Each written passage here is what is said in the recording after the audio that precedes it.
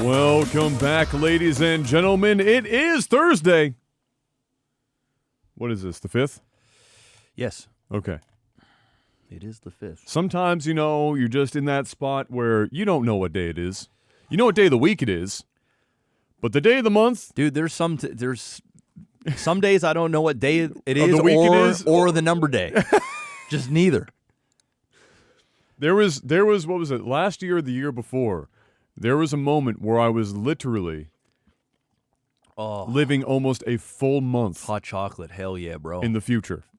A full month? A full month. Damn. I was actually that far gone. Damn. That I got so confused, and there was a date coming up, and I was like, oh my God. And I was talking about it, and nobody was correcting me, like at home, like mom, dad, nobody was like... I think I remember that. I think that had to do with your trip and stuff. Yeah, it was to do with the trip, and then it dawned on me mid-conversation. I think when I was at your house, you hadn't moved here yet. I was at your house, and I went, wait a minute. Yeah. I think it had to do something with a sponsored thing we were doing. It was something like that. And I was like, you were trying like, to line up the trip you're like, bro, I'm going away and like yada yada. I'm like, bro, that's like 2 months from now. You're like, oh, fuck.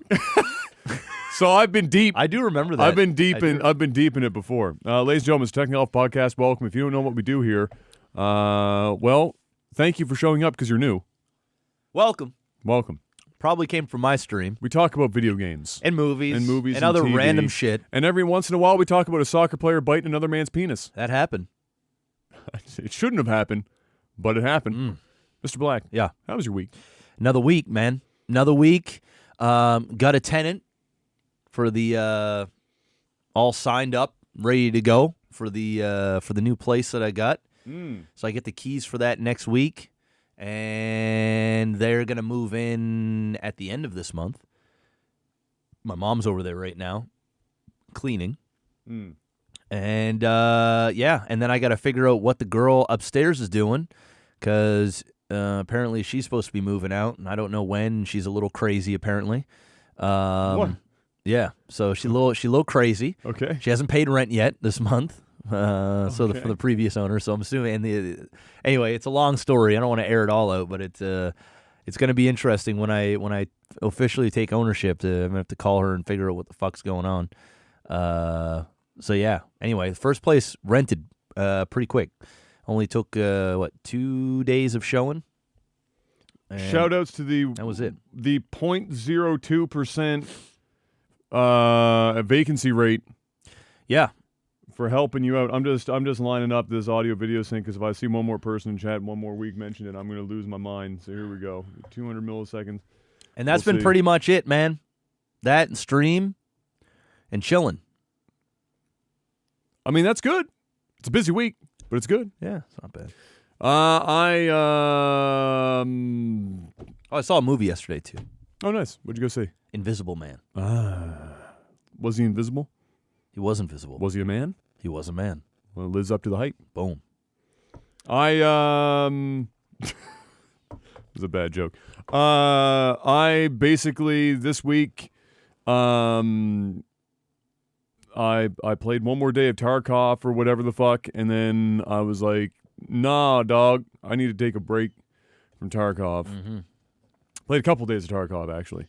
Need to take a break from Tarkov, and then surprise, literally surprise, Halo showed up. Saw that. And so I hopped on Halo, and the first thing that I realized was that now I appreciate that the original only had 2-player co-op for the campaign, but I had thought that maybe for the PC release, especially since this was the second time this game was being ported to the PC, that they might have snuck in 4-player co-op in there. But then I realized later on after thinking about that, that's probably not as easy as it sounds. So we played some multiplayer, And my first thing I was disappointed with was that this is. I was reminded again that this is basically, especially the multiplayer section, for the online part, is vastly the PC maps. The maps that were added to the PC version of Halo when it was released. Gotcha. And not very many of those PC maps are particularly good maps. Great. And so, but that was okay, because eventually, the only thing that mattered happened: capture the flag, Blood Gulch, The dream. the dream. Mm-hmm. That was dope. That was fucking fire. That map is arguably the greatest multiplayer map of all time. Bam. It's a good map. It's fun. For any game type. That's the greatest thing about that map, is you can just play like Slayer, great. Capture the flag, fire. King of the Hill, dope. You can do it with vehicles, without vehicles, snipers, no snipers. Doesn't seem to matter what you do on that map. It's fire no matter It's what. good. It's real good. So that was the waiver. And then I played yesterday. I started the campaign on Legendary. Yeah, I watched you play like maybe 20 minutes of it.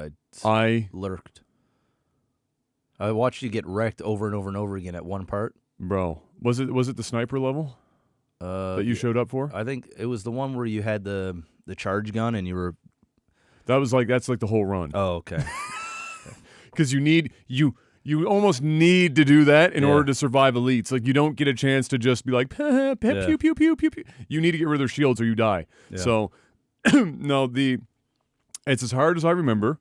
I did it when I was 13. Doing it at 31 is no easier. I thought maybe with the PC controls and stuff, I was like, oh yeah, I'll snap heads faster and shit.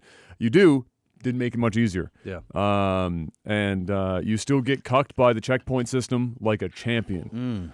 The sniper level, I don't know if you remember, it's right before Truth and I think that's where I was watching it, Reconciliation. and they put you in a really shitty respawn. Fuck me. spot. Yeah. So it's right at the end where you fight like 7 or 8 fucking waves of enemies that come down from the ship. Yeah.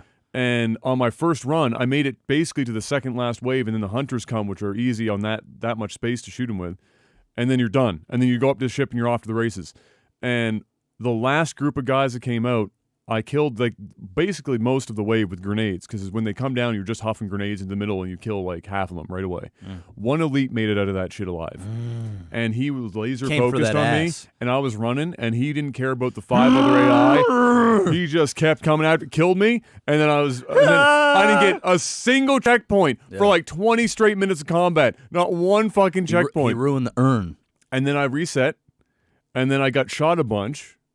And then when I was backing up because I was getting shot a bunch, it gave me a fucking checkpoint where I had no shields and 2 bars of health left. Rip. Just get dummy. And so it was like an hour there Great. trying to survive that. Eventually did, but my God, that game is hard on Legendary, especially by yourself. With co-op, it's still really fucking hard, but It's doable. it's much more doable. By yourself, it's no joke. Like, It's tough. it's one of the hardest things you will ever do in a video game is beat Halo CE on Legendary by yourself. We're tough. talking like in some instances, like Dark Souls level of fuck you. Yeah. It's tough. Especially if you have no concept of Halo. Like, if you go in like when we were kids, you play Legendary, you get fucking wrecked. It's a grind. And so I played that yesterday and made it through 3 levels in about 5 hours of gameplay. But that's with years of knowledge and having already beat it before, right? Like you go in with it, still got my ass kicked. So that was an experience, but it runs way better than Reach did. Like, Reach had a lot of performance issues. This one's not having those performance issues. I can unlock the frame rate. I get my 120 frames like 98% of the time. Nice. Cutscenes are still janky because I don't think the cutscenes want to run higher than 60, so they get kind of fucky. But everything else about it's great. The audio is a little weird, but not in the same way Reach is. It's just really quiet in multiplayer for whatever reason. Single player's not so bad. There's some spots, but in multiplayer, the sniper rifle is one of the loudest fucking guns in Halo. It's super loud. And there could be a guy fucking 3 feet from your ass shoot you with a sniper rifle, and it's like, pah! Oh, it's not very always loud. just like, pah! Sounds like a wet fart in the distance. And sometimes you just don't hear anything, you die. And so, but it's Halo. It's fun. I'm still looking forward to Halo 2. That's going to be the defining one of the Master Chief Collection. Oh, yeah. Will be Halo 2. Oh, yeah. And I look forward to that. So I played that, and that was basically It? my week. Boom. That was the show. Hit the like button. I was going to say. Hit it. I was going to prompt you for that, but Hit you're already the there. like button. Smash it! Leave a comment. Hit the like button. We did well last week despite having to release it super late. YouTube did a new thing where it processed it, but it didn't. Great. Yeah, So I had like to re-upload it. it was actually 1080p. Everything was fine. And if you linked to the video, people could go watch it and It leave just comments. didn't show up on the box, and everything else. on the subscription feed or nothing. But it didn't show up in the subscription feed. And on the back end, it said that it was only at standard definition and that it was at 0% processing. That shit. I left it all night. Same thing. I was like, fuck, we got to re-upload it. Wait again. But we made it. Here we are. Mr. Black, gaming news. Let's go. We have some.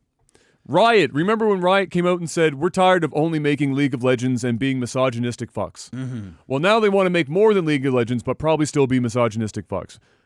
Riot released gameplay preview of the alpha build of Valorant, which was, I think, what was that, Project A? Project A. Which is the first-person shooter.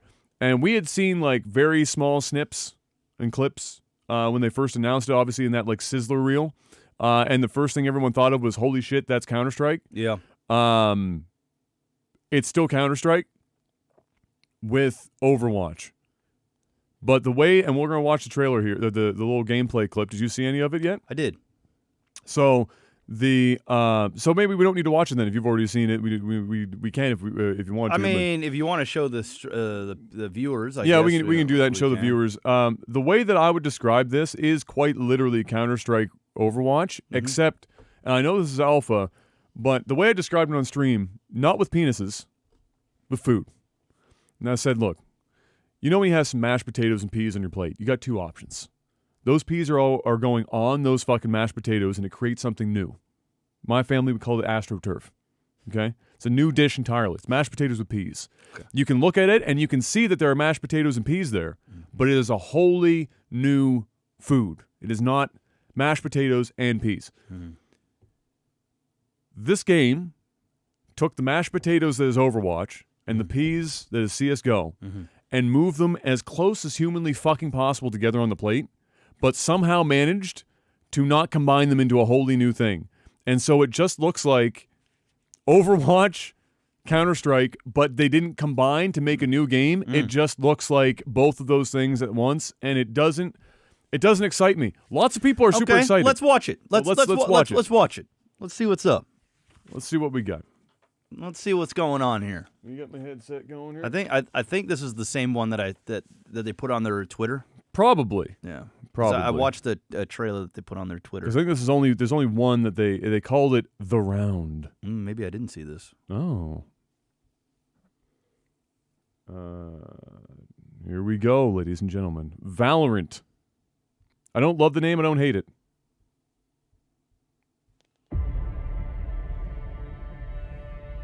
Alpha gameplay footage, yeah. Technical alpha. Can I get a gun? Yeah, I got you. I did not see this. Okay, well, here we go. They play through a round. Y'all notice? It's like 3 minutes. Quiet, like a library out here. Oh gosh. Should we do it? Should we go? I think Koozie gassed himself out. Sometimes it happens, you know?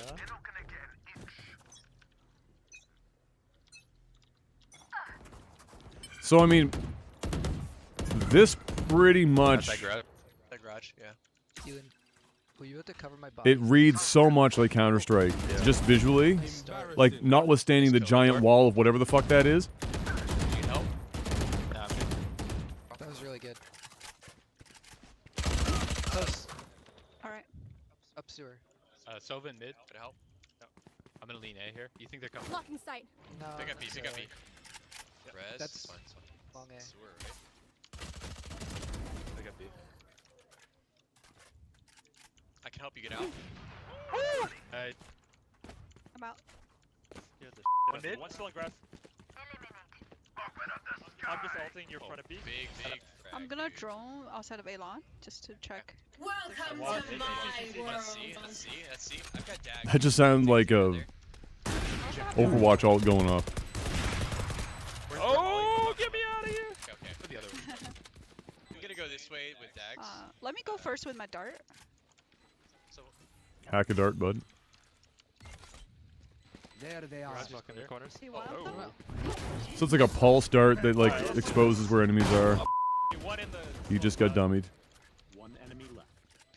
Alright, let's go. All together. All together. He was right here.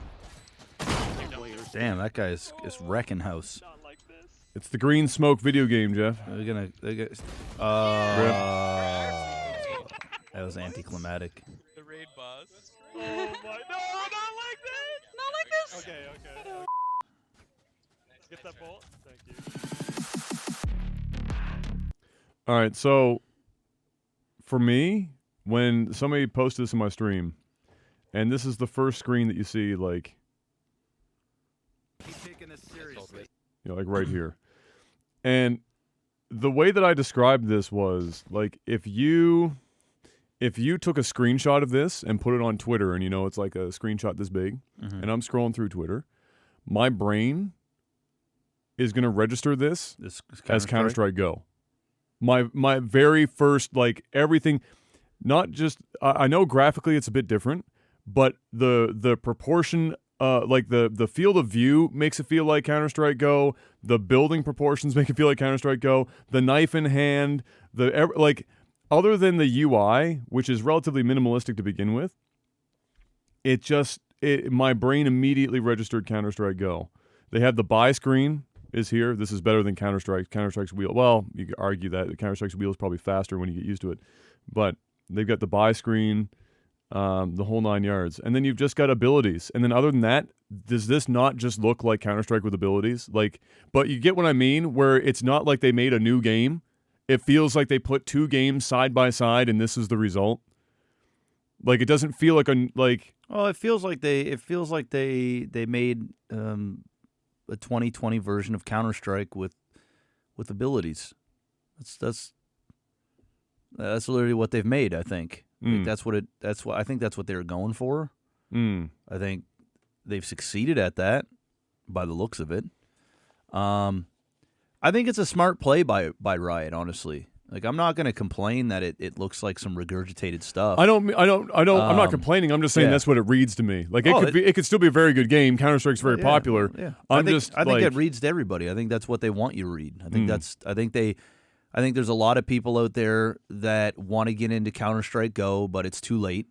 I think there's a ton of people that play Counter-Strike Go, but they want to change. They want something fresh. And I think with the Riot's name behind it, I think that this was the best course of action, because Counter-Strike is immensely successful even today. Oh, it's more so extraordinarily now successful than it really ever was. Yeah, really a resurgence in the last year or two. Yeah. So if you're gonna make a copy of a game, or you're gonna take a lot of inspiration from a shooter, you're not gonna do it from Call of Duty, because Call of Duty is just its own thing, and nobody's chomping at the bit, esport wise, for Call of Duty. There's a place for it, but it isn't like there isn't enough interest that if there was a clone, and there's plenty of COD clones, they don't do well. I think, and you're not going to copy Overwatch, because Overwatch is dying. Overwatch is dead. I mean, when you really think about it, it's alive, but it's dead. Like, from where it was before to where it is now, it's done. Well, it's been dead. It's been dead, but you know what I mean. It's existing, but it's not flourishing, and it's definitely not a game that you're going to want to copy off of. It's like the last two seasons of The Price is Right with Bob Barker. Technically, he was there. Yeah, but he was dead. He was dead. Yeah. Right. So I think the Counter-Strike copy, it was a good play, and then using sort of the Realm Royale Overwatch type ability thing that you can have, even at Apex, kind of mixing in the abilities, was a cool little touch to Counter-Strike. But Apex felt new. Yeah, it did. It's because it was super. It was hyper. It's hyper. That's the difference between like Apex and this. Is Apex took like the battle royale genre, the abilities from like Overwatch and similar new FPSs. And successfully merged them into something that felt actually wholly new. Yeah. and not just Yeah. I took a little bit of column A, a little bit of column B. Whereas this feels, for better or worse, I think it it's might, for, it yeah, might, I it think might it's not for matter better in the end. because look where Apex is now. They're dying. Apex is not doing great, bro. There might be a ton of when I say okay. Let me frame what dying means. Twitch, Okay, right? On Twitch, yes. Because that's our industry. That's what Sure. that's what we normally talk about. There's tons of successful games out there that make money that don't need to be on Twitch. Yeah. But I'm talking about in your face, esport wise, people that are engaging and playing your game publicly. Well, Apex is still doing better it's number-wise than CS:GO maybe on a daily basis. maybe on a daily basis, but With the only thing that boosts I'd CS:GO have up to- being their tournaments and shit. I would have to. I've been seeing Counter-Strike up there a lot, but that's one I'd have to do some research in. But in terms of like viewership and people playing Apex, the majority of people are over it. Like they just there's no big names really playing the game anymore unless their specific niche is Apex at this point. I think Counter-Strike. I think copying Counter-Strike opposed to copying Apex is the right move. I think Riot is doing the right thing here. And also Counter-Strike for a guy like me, it doesn't seem all that fun. And even watching that trailer, it doesn't seem all that fun for me because it really looks like Counter-Strike and I can't fully get over that. You know who this game is for, Jeff? And this is going to sound well, I don't know how it's going to sound. You know who this game is for?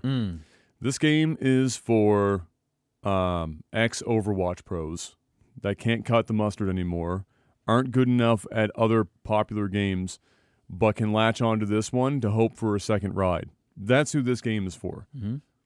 This game is not, and it might also be, it's. I feel like we're going to see people that dropped off from Counter-Strike, they're not fast enough, they're not good enough. Yeah. People from Overwatch, not good enough, or Overwatch is just dead, come together with their powers like the super fucking twins. Yeah.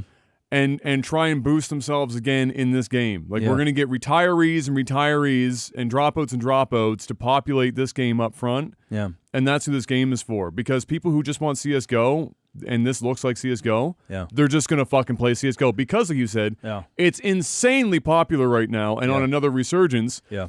Overwatch, however, that shit's just dead. So if you like Overwatch and you're getting on because of the abilities, That's true. then that's... But I feel like more people from Overwatch would gravitate towards Apex, the style of gunplay, than they would a CS:GO style of gunplay. Because CS:GO style of gunplay is incredibly unique. Like, it's its own fucking animal. I mean, they're two different games. Apex and this is two different games. But I mean, in terms of like the feel of shooting. So if you're going to go for the abilities, like, Yeah. as Overwatch is an ability heavy game, Yeah. right? Yeah. Is you're more likely to gravitate towards the style of shooting in Apex than you would, and the speed Maybe. of Apex than you would. I think people in Overwatch, I think they're going to resonate more to this game than they will Apex personally. Simply because, for one, it's not a battle royale, and Apex doesn't really lend itself to professional play all that much. It's a casual game that some people are very, very skilled at. But at the end of the day, Counter-Strike and this game, it looks like, I haven't played this or what it's all about, yeah. but this is 5-man versus 5-man in a very... It's defuse the bomb. It's Counter-Strike. Exactly. It's literally Counter-Strike. It is ultra competitive. This is the definition of a competitive shooter. Well, you know why I think Apex isn't a competitive shooter right now? Is simply just because nobody has built out a competitive scene for it that's proper. Not even the developers or the publisher have gone out of their way to make it an esport. You know what the difference between this and Riot will be? Is that Riot is going to dump an unholy amount of time, energy, and money and experience from League of Legends into this game to make it an esport. If you did that and took the money from Riot, from esport, and put it into Apex, I fucking promise you, with the age group that's playing Apex and the speed required, the fucking like, Well, they'd have to change. juiced out, coked out shit. Yeah, they'd have to change the gameplay though. No, Like, they wouldn't. Apex is incredibly competitive. You watch properly good people play Apex and like actual like high-end pro players play Apex, they look like another species altogether, and it changes the game. Yeah, I understand, but I just think it's not objective and hyper focus. It's still too much of what if. I mean, even Fortnite is a competitive game, but it isn't. It doesn't feel competitive because there is no end goal except for being the last man standing. Yeah. I feel like when you have an objective based game like Overwatch, like this, like Counter-Strike, even Call of Duty. Call of Duty's got a not a team deathmatch, but they've got sort of the same thing where you got to shoot you got to kill the other team before they kill you, and you only get one life, and then I don't even know what the game mode is. But it's very similar to Counter-Strike. I mean, that sounds like a small map version of a battle royale, really. Except everyone has starting gear. I think what makes battle royales difficult to turn into an esport is the random nature of battle royales. And some people will say that that's a hindrance, and some people will say that they like it because it means that it ends up showing map knowledge and rotational knowledge and being able to do a lot with very little separates the men from the boys versus everyone going in with the same equipment, which I like as well, because it's a more level playing field. Both teams start with this. You know, in Counter-Strike even you have a little bit where it's like everyone starts in the beginning, it's like pistol round, right? Yeah. Or everyone's pooling their money to give one guy a half-decent fucking gun and everyone else is running around with their dicks out in their hands. And then once the team wins and then there's the money, it snowballs and guns getting better and better on one side perhaps, then it adds a little bit more variability to it and it changes the game. Battle Royales have that problem for sure, and from a spectator perspective, it's a nightmare in Battle Royales to try and make that work. Well, yeah, and just falling down and just not getting near any weapons and just fucking re-queuing and shit. It becomes there's an element of a fairly big element of RNG when it comes to Battle Royales that competitive shooters don't have. And listen, I'm not saying by any means that Apex is not competitive and that the high-end stuff is not intriguing to watch, amazing, incredible. They're just two totally different esports. They're just two totally different game modes. Yeah. And in my opinion, I wouldn't say totally different, but two vastly different type of competitive gamers. It's like playing StarCraft. I look at Counter-Strike, StarCraft, and then I look at League of Legends like playing battle royales like playing League of Legends. It doesn't mean that you can't be super competitive. I just find one is extremely focused and the other one, there's so many different variables that like it becomes, not saying you can't be focused, but it becomes too much of a crapshoot to a certain degree. And of course, the great players will continue to go big. It's like playing Hearthstone, right?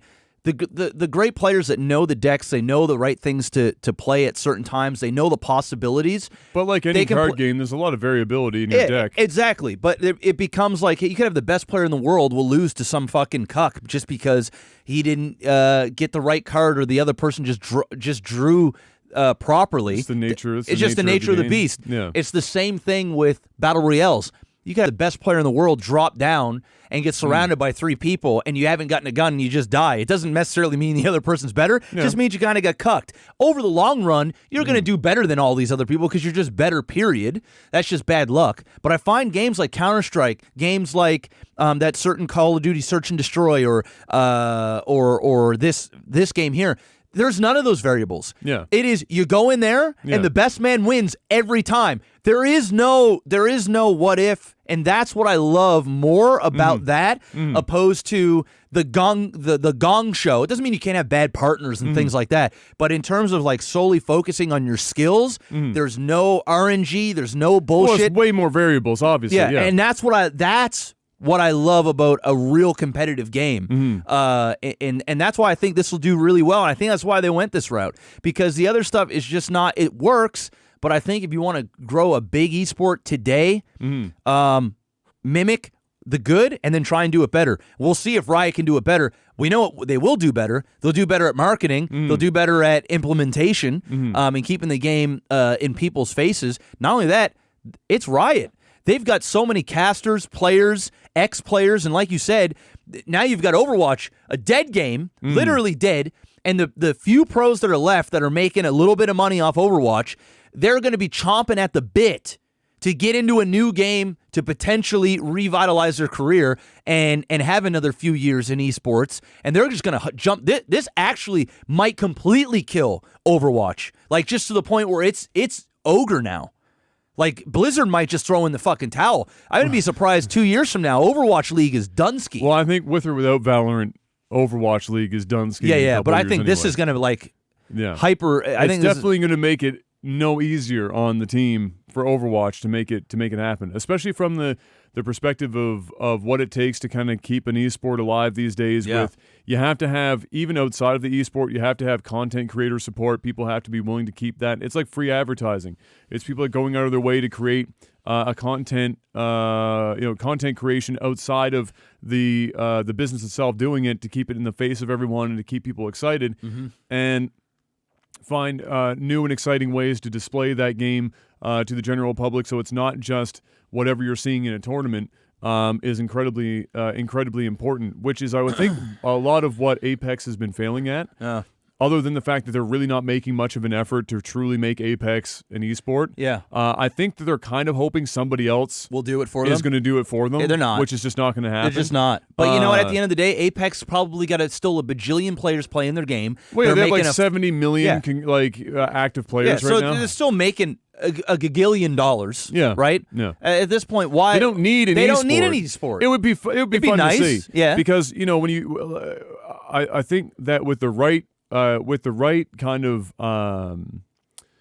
spectator tools and with the right production team, Apex is probably the closest thing a battle royale has ever gotten to a game that would make sense as an esport, or that would be good to see as an esport because of the abilities and because of how battles can go. It's high octane. It's fun to watch. Man, it fucking it's fun to watch. There are some guys I watch that they look like they're not even fucking trying, and the shit that their brain does, it's on another level. Just doesn't make sense. Like, I can super appreciate, for example, watching Shroud play, like old Shroud playing CS:GO, and his ability to, like, his first shot accuracy was in the snaps were just fucking dumb, like inhuman, right? So you take that ability and then you fuse it into some fucking 18-year-old kid now playing on Apex. Adderall. Who Watch then what happens. also, it's not just his snap ability, but it's tracing opponents, because it's not just one-shot kill, and then it's also the movement that happens in the game, and they're discovering ways of half-breaking the game, doing like wall jumps and fucking crazy shit that if I sat down and tried it for 20 minutes, I'd get once. And they're doing it in the middle of like a 5v1, and they're just fucking pumping the tits of everyone in the area like they're goddamn John Wick on cocaine. Yeah, bro. And Adderall. That's why I'd love to see somebody seriously try and make the attempt, but the only people that can do that really is EA and the developers. So it's a shame that we don't get that. Well, we'll see what happens with this. I think it's going to do well. I'll try it out for sure. Unfortunately, it doesn't seem like a game that's going to resonate with me personally to like really try and be competitive with. I'll be interested to watch to see how the trajectory of this game goes. I have a gut feeling that a lot of people are going to hop on before this game's even out of the gate. A lot of people are going to do I'm going to go full on in this game, all content creation on this, I'm going to go casting on this, I'm all in. Players are going to do the same thing. And the first 6 months are going to determine whether they made a good decision or a poor decision. I think it's a good decision. And I think it's a good decision simply because it's Riot. And if there's one thing that Riot has to do, is they know how to brand their game. But and this put is it the out one there. game, I think, in all the games that they're developing that isn't necessarily directly tied to League of Legends. So the crossover, the crossover of viewership and the community, there's obviously going to be a good chunk of it there. But I don't think they need the fucking champion names in the game. I don't think they need any of that bullshit. I think all they need is Riot's new game, and it's the same thing with Blizzard. Blizzard only needed to just say, hey, this is our new game, and people would jump all over it. And I think Riot even more so. I think if you're going to make a jump, I think the Apex jump would have been a very risky thing to do. I think the Realm Royale jump was a very risky thing to do. I think the a Call of Duty jump is a risky thing to do. Mhm. I think if you had to put your cards into one play and you wanted to go, okay, you know what? I'm going to potentially leave this game here that is stagnant Of or all the dying. cliffs to jump off of, This is the one. the pool of water underneath it is likely going to determine whether or not you live or die. I think Is deepest with this. I think this is the deepest. Doesn't mean Yeah. it's a for sure gamble. You might still belly flop and kill yourself, Yeah. But there is a chance. you could stick the landing. And not only that, I mean, even something like Fortnite was a risk, and it paid off for a lot of people. Yeah. Whoever would have known that Epic was going to do what they did? Well, Epic didn't even know that the Epic was going to do what they Especially did. like what they were doing with Paragon. They looked like they had no fucking clue what the hell they were doing, and they had Yeah. something special. Yeah. They had no idea what to do. And then Fortnite comes, and then boom, it's the right place, right time, and nobody really knew what was going on. Fuck, I remember playing the beta in that Yeah. when it was more of like a monster thing where they were coming at you and had to build Yeah. a fort and a whole. Well, it was a tower and- defense tower game defense game. that turned into that Yeah, it turned that into a battle mode royale. just cropped up. Yeah. and And boom. I think this right here, especially with Riot and how Riot players, like League of Legends players, are conditioned for their YouTube content, are conditioned for their Twitch content. I think that jumping in and making content for this game as it comes up and comes out, you might actually be able to get in on the ground floor, especially if you have something unique and interesting. And if you have a Counter-Strike background. If you have a Counter-Strike background and you're like a Counter-Strike commentator or an ex-pro or something like that, you're going to fucking slide right into this bitch. Well, Like, it'll be easy as it's fuck. all going to be lubed up and ready to go. Yeah. Your dick won't even have to be fully hard. It's just No. gonna like it's Does the literally work gonna for you. it's gonna suck your penis in. Yeah. But you know what? Riot is such a big name that this thing is still going to be wet and ready for you. Even if you're not a Counter-Strike guy or an Overwatch guy, you can still stick your dick in there and it's going to feel pretty good. yeah. That's my guess. Yeah, well, it'll be fun to see it progress. That was alpha stuff. We'll see more gameplay, I'm sure, just get flung out left, right, and center. Graphic sent me that they had put out a character teaser already, so they're starting to introduce characters and their abilities and all that kind of stuff. So we will see how it goes. My one suggestion, I don't know if there's one in here already, but maybe, I don't know, maybe it's even known. I just haven't looked into it. The one thing that I hope isn't in the game, resurrection. Because if there's one thing that broke Overwatch for the longest time and continues to be a struggling point for them, Yeah. is mercy. Yeah. And just the concept of being able to resurrect a character in these games is just never seems to be a good idea. Yeah. So they avoid that much. I don't think there will That's be. going to save them a lot Yeah. of fucking headache. Because balancing that kind of shit is balancing guns by themselves can be a son of a bitch. Balancing guns plus abilities is even harder. Balancing guns plus abilities that allow people to be brought back from the dead Yeah, it's next is level. just like you're juggling fucking knives and chainsaws at that point. Next up, Death Stranding is confirmed to be coming to the PC June 2nd of this year. So there you have it. There you have it. And I will double, triple, quadruple down that Horizon Zero Dawn It's coming, is coming. I believe. In relation to that, I have it further down the list here, though. Hideo Kojima believes that Death Stranding's review scores are lower because the West likes shooters, Jeff.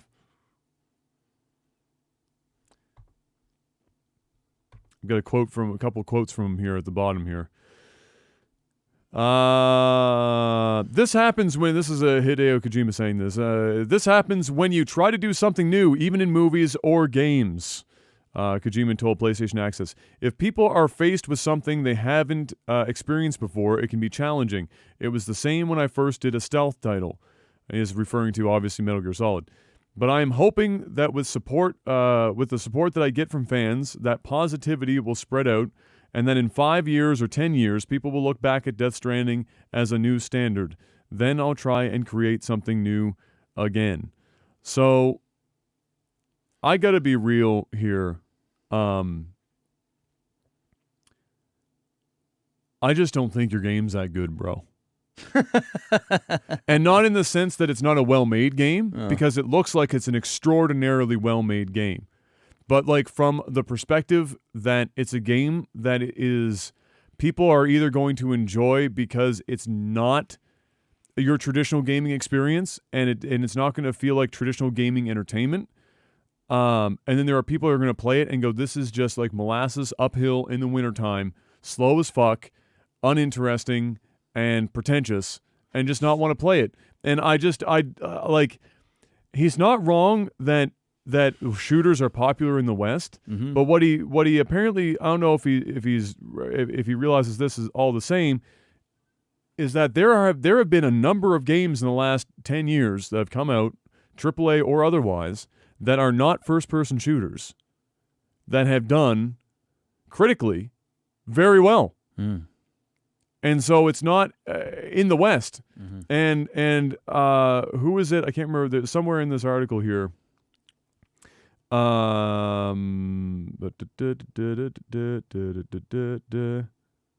Analysis of the game's Metacritic scores suggests this is not the case in regards to Death Stranding's reviewing comparatively better in Europe, which is not. So it's not just the West. Yeah. Europe wasn't feeling it either.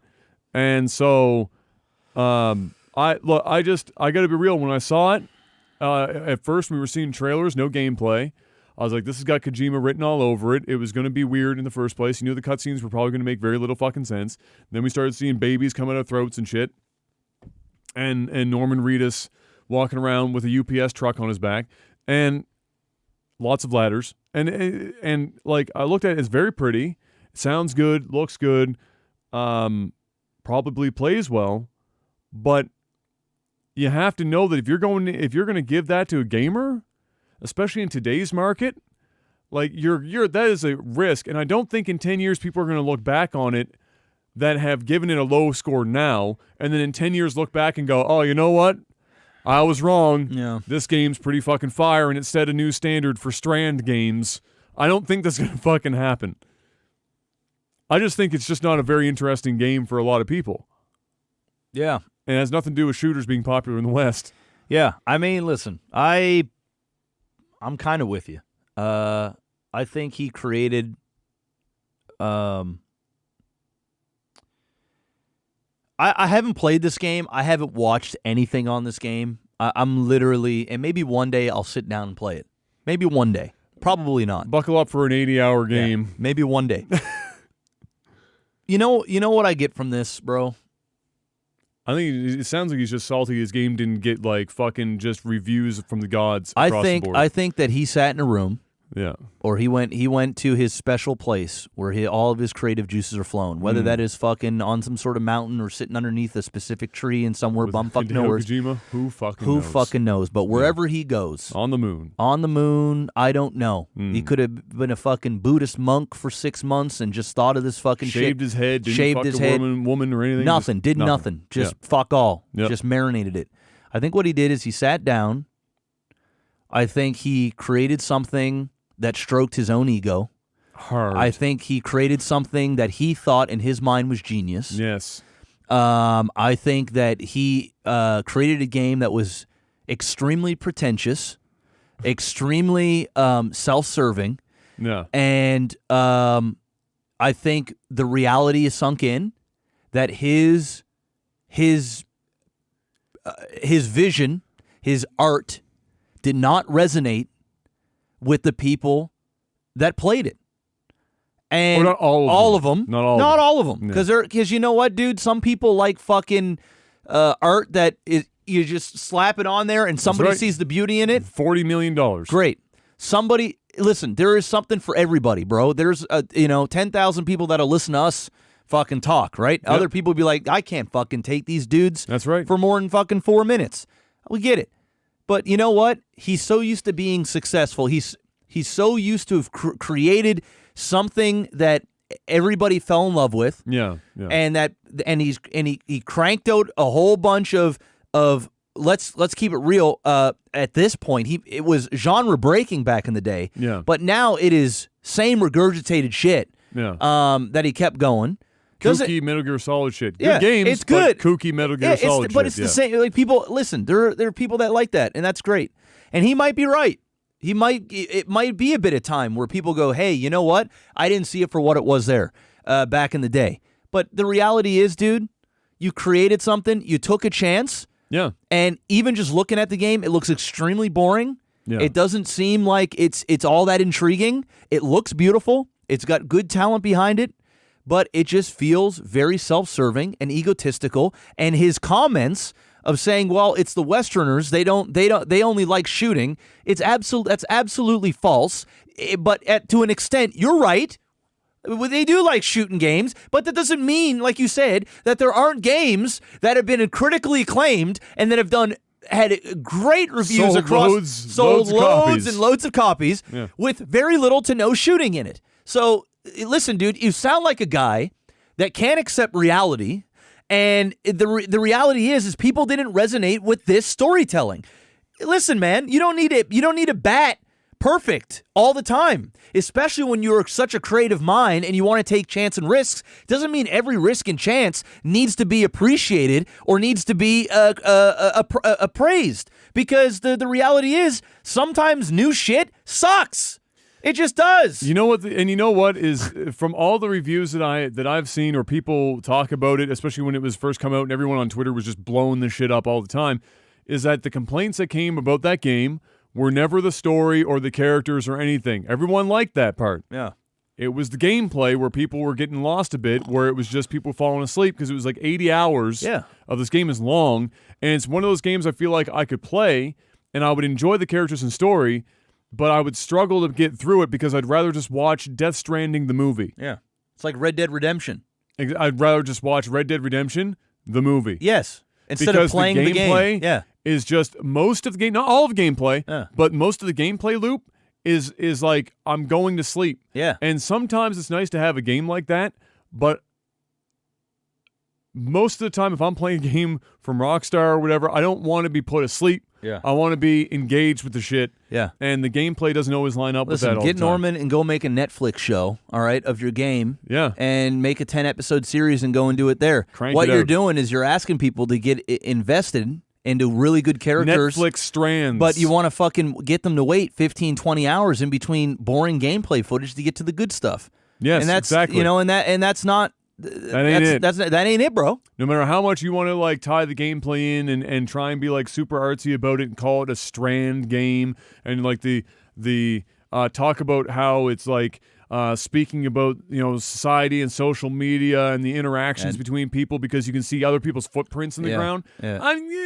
I don't give a fuck. No, I'm gonna be perfectly honest with you. Not... I don't give a shit about the footprints or the ancestry that has been here at this time at different points in time, and I don't need. Suck a dick. I don't care about any of it. I want good gameplay footage for my $90 that I'm spending on the game. If I'm going to be in a game for 80 to 90 hours, that gameplay better be really fucking dope. Dude, I'm going to tell you right now, I never want to be in a game for 80 to 90 hours if it's a single-player campaign. The only time I ever want to spend 80, 90-plus hours in a game is if it's a competitive multiplayer game that I keep going in and the gameplay is fresh and exciting every single time, or at least there's a bit of competitive play. Dude, I haven't had a 80-hour single-player campaign experience in forever, and I never want to have one ever again. I'm just going to be perfectly honest with you. Ain't nobody got motherfucking... How are you going... There is a list. How can you keep my attention for 80 hours? The games that have kept my attention for that long... That's grindy shit, bro. We're talking Morrowind. Holy fuck. Persona 4... and Lost Odyssey. And then pretty much everything else that I've played that's been 80 plus, like 80 hours, I check the fuck out at like the 40-hour mark. Yeah. I can't even commit. If I get 40 hours into a game and I'm not fucking, not eating it all up, and then I find out there's another 40 hours on top of that, I just don't, I toss in the towel. I can't do it. I think for me, for a single-player campaign, I'm between 20 and 30 hours max. And if you can't accomplish what you're trying to accomplish in 20, 30 hours of gameplay footage on a single-player campaign, I'm not talking competitive or MMO or anything like that where you know what you're getting yourself into. I'm talking about a single-player experience. I don't care if it's RPG or not. Dude, even RPG games shouldn't be 80 hours. Unless you're the type of person that wants to go and do every single side quest in every different possible way, and you just want to purposely do it. But the actual campaign, the actual story should only take you 20, 30 hours. I mean, an RPG in 2020 should literally be 20, 30 hours long. That's like that's a long game in 2020, bro. Most games are like 8 hours for like a whole, and I think that's fine. 8 to 10 hours for a campaign thing, and give me a story. Get me in, get me out, make me feel good about it, get me excited for the next one. I'm in. 40 hours is about as long as I want even a really in-depth RPG to be. Yes. And then past that, like I said, All it has optional. to be. I mean, like I said, the list of games I played, and I play a lot of JRPGs. You have too. The list of games that I would look back and say that I was comfortable playing them for as long as they took is like 3 games. Yeah, there's not many. There's not many fucking games. We played a lot of them. We played a lot of them. So most of them. Once you hit 40 hours, they start to like get repetitive. Yes. And then you're just going, all right, why am I here? I just want to get the story. So now you're trying to rush through it, and then you hate that you can't rush through it because you're getting beaten, and you know you have to slow down and maybe grind a bit and shit. And you're like, that's literally it. You're just, and then it's just padding. And so, yeah, I agree. 20 to 40 for an RPG is the pocket. Yes. 10 to 20 for everything else. Yeah. Under 10, and I better be spending like $20 on your fucking video game, or it better be the greatest fucking video game of all time. Yeah, it better be a good for 10 hours. For $80. Yeah. It better be a fucking dope 10 hours for me to get that. And that's basically it. But you're right. But there are a lot of games still coming out that the mindset is still the length of time in the game beyond a certain point dictates how epic or how good the game is, which is true only to a point, but only really if you take experience in the past, that 20 to 40 hour mark, and then past that, odds are you've slipped out of the epic and into the fuck me and the repetitive. Just get this over with. Yeah, I don't even want to look at it anymore. Yep. So yeah, I agree with a lot of what you said. I think that he made a game that was very much for him. He even stated that it was a selfish game for him early in development. He was getting like a lot of friends and stuff coming together to make this game, and I think he was really, really hoping that people were going to love it for everything, not just parts. It's disappointing to him, and he could literally just come out and say, "Yeah, you know what? I took a chance. It's a game I love, a game I'm proud of. It's not like it's hurting his bank by any means, for fuck's sake. No, he's very well off. He's very well off, and I'm sure the game profited money. I mean, it was a big enough title. I'm sure, and in fact, it's coming out to PC for Christ's sake. Yeah, the game did well. I think at the end of the day, he's just disappointed that his vision and his work of art is not resonating with people the way that he would have loved to. Yes. And exactly. and that's what it is. And he just needs to come out and just say that. He doesn't need to make excuses. Or just not say or just anything at shut all. up about it. And just go make another game. And go make another game. And That's maybe it. the next one hits a little harder. He M. Night Shyamalan'd it, bro. He came out with a movie that people are like, ooh, we're all jumping in because it's M. Night Shyamalan. Yes. And then you realize that it's like Lady in the Water. And you're like, that was not good. Or Avatar: The Last Airbender. That was really. I'm not going to go that low for this game because, okay, it's not that that's bad. not that bad. No, it's but not it's that like, it's Lady in the Water. Yeah. It's like, yeah, I see where you're going. Like some couple of people are like, you know what? Yeah. It's a Lady in the Water. And I think a lot of those are fanboys of M. Night Shyamalan that just can't really process the fact that he made a not as good movie, a great movie. Yeah. And then, M. Night came back. He went back to his roots. He started, not being all like in his own head and shit. And he came back, and now he's been on a nice little string of films again. That's right. Doesn't mean he can't do it. I'm sure, dude, he's talented as fuck. Yes. He's going to come out with something great that we're going to love again. But he's not going to hit it every time. No. Especially not when it's walking around with a backpack most of the time. No, you're just never. The only thing that would have made that worse is if the backpack said Amazon on it. That's the only way it would have made it worse. Jeff, you know what else is particularly bad? And I'll go with Avatar: Last Airbender bad. EA chooses to decide a professional match for FIFA in the Pro League with rock, paper, scissors after the players experienced server issues during professional league play and they couldn't actually manage to get a game together. Like an actual... Yep. Actual rock, paper, scissors. You lose. Like, well, okay. You are the superior FIFA player, Jeff. Yikes. Yikes, dog. That's a big yikes. I actually don't even have any comments for that. I didn't expect it to be very long. It's just a yikes. It's just a yikes. That's a Nova yikes. It's a fucking big yikes. Yeah. It's a big oof for sure. Half-Life Alyx video shows off some more gameplay as VR headsets get restocked before the March 23rd release, Jeff. Yeah. Let's give it a little look-see. This is all. I'm not going to do a reaction video to this, but we'll just put this up so that you and I can watch it real quick. All right. So the one thing about this is that it looks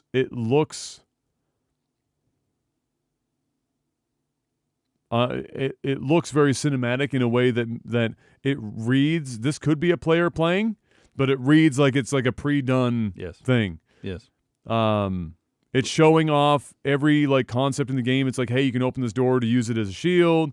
Hey, you can interact with these things, because we're in VR. Look, we're opening that up. We're smashing this box, grabbing this ammo in a porta potty. It's scripted, bro. A little scripted. Oh, by the way, there's a needle in the bottom of this toilet. Yeah, we can use that and just jack ourselves up. Nothing could possibly go wrong there. It's scripted. It looks good graphically. Yep. It looks good gameplay wise, but it looks scripted as fuck. And I'll be far more interested in this game when it's released and I'm watching people stream it and seeing what it really, when it's in people's hands and they're playing it like a normal fucking person and seeing what comes out of it. Yeah. I think this is going to be a 6 to 8 hour VR experience, and that's the show. I just hope it's good for the sake of Valve fans and for the sake of VR. I hope this is good because I think this game is going to go a long way to determining how much money gets put in to VR games for the next while from a AAA perspective. Mm-hmm. Not an indie game perspective or whatever, or I want to be Deadmau5, the video game, but like an actual VR fucking video game. I think this is going to largely help determine what's being done in the space. And so, yeah. All right. There you go. We'll see. It's not far away, Jeff. It's not far. 23rd. I won't have my money. It's en route. No, definitely not going to happen, especially because I'd still have to buy a headset. It's a hell no for me, dog. It's going to be a no. The entry fee to that is fucking high. That's a nope. You know what else is a nope? Bethesda requires you to have a Bethesda account to play Doom Eternal on Steam. It's also a nope. The only other games from them that do this are because of microtransactions where you're using Bethesda bucks to do it, and so you have to launch their shit in order to access these things, so that make you basically just, you have it on Steam, but you're really just using their launcher. Yeah. You're literally launching their launcher with Steam, and then you launch the game from their launcher. You know what that shit is like? That's like going to a website where they're like, hey, you can come on this website. Come hang out, but we're just going to need your credit card information. Yeah. Hey, we're not going to charge you for anything. No. It's just there. But we just need your credit card We just need information. that just to verify you are who you are. Yeah. And maybe sell that information to somebody else. Yeah, third party. Why not? People might be a little bit concerned about this for a number of reasons, Jeff. For one, you'll remember that during the endless streak of Fallout 76 madness, that during that they had it so that when people were logging in to like help try and claim the rewards for the shit that they never got, that they leaked a whole fucking load of people's personal information to other users just trying to access their own accounts. And so people's trust in Bethesda's security right now, not just in the terms of like a hacker did it, but people just logging in normally and seeing other people's shit. It's not high. The trust is not high, Jeff. No. And so this trend really fucking pisses me off. I hate the fact, if you're going to put your game to be available on Steam or on another person's launcher, fucking leave it. Just leave it be there. At best, require that once you're launched the game, that you log into an account that's just tied to the actual game itself. Yep. Do not make me, if I'm purchasing it on a launcher, it's because I want to keep my games there. I don't want to have your launcher boot up on the backside and then boot your game up through that launch. Just let me do it where I bought the game. Yes. Yes. Otherwise, just make it available on your launcher and just that's it.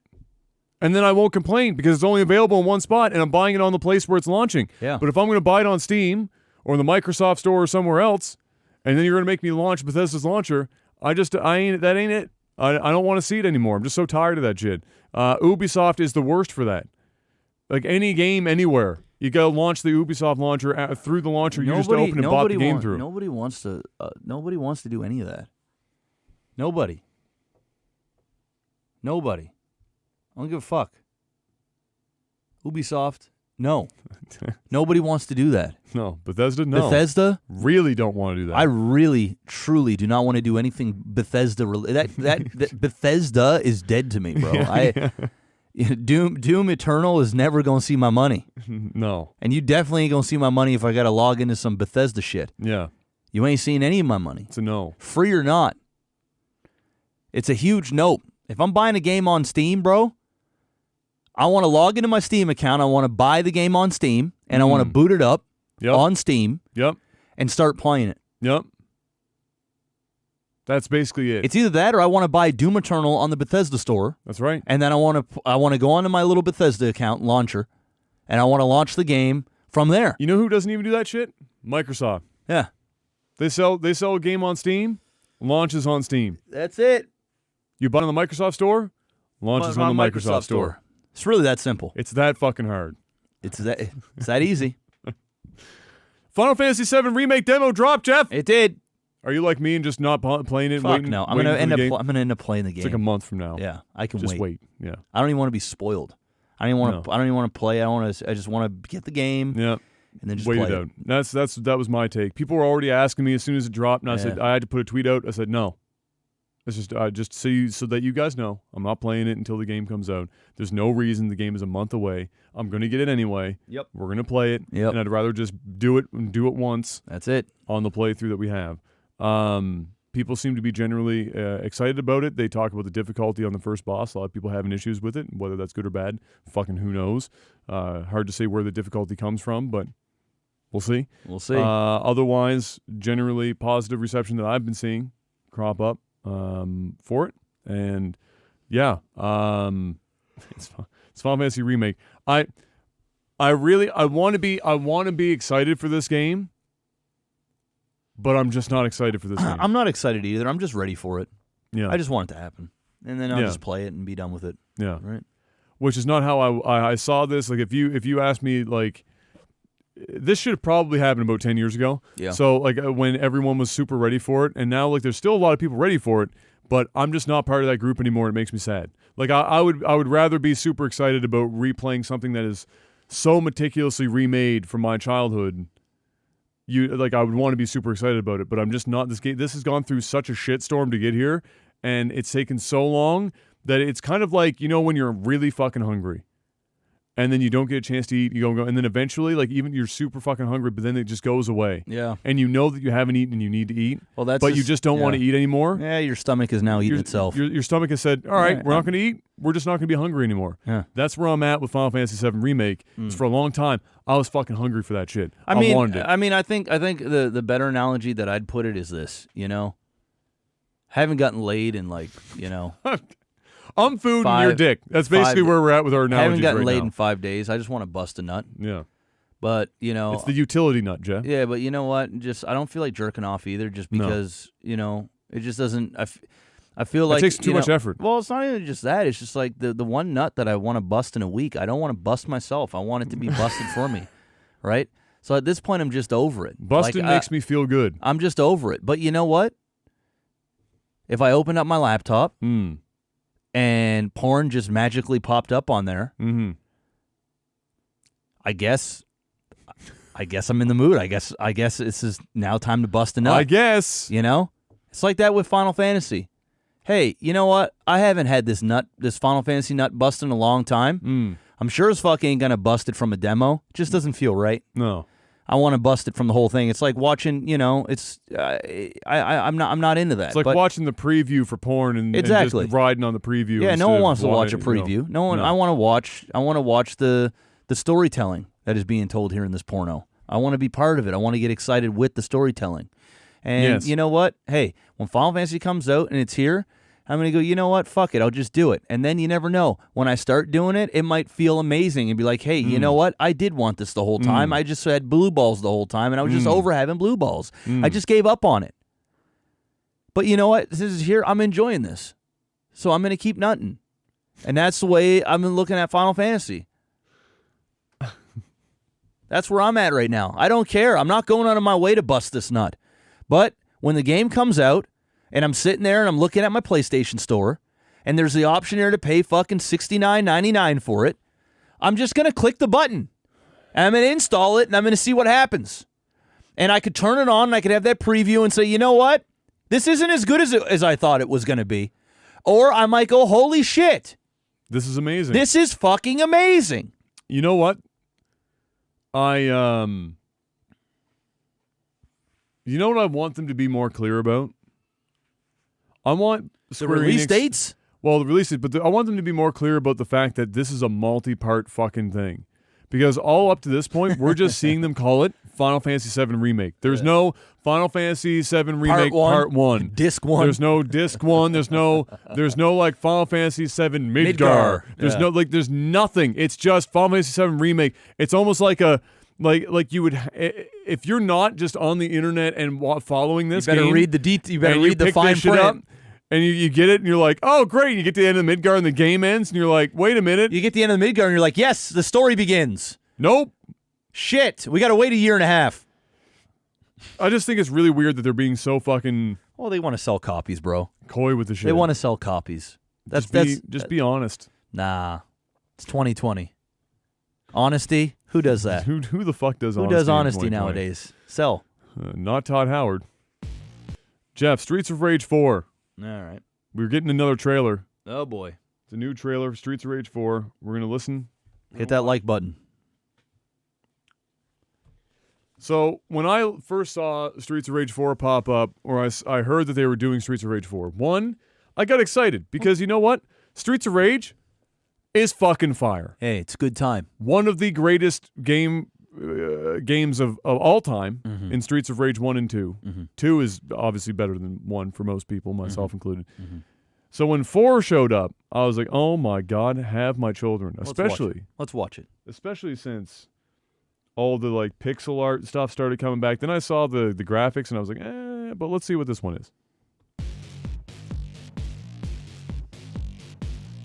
I believe the guy who did the original music for 2 came back to do this, if I'm not mistaken, but maybe I am. Jax from Mortal Kombat Big black dude. with metal arms. Literally Jax from Mortal Kombat.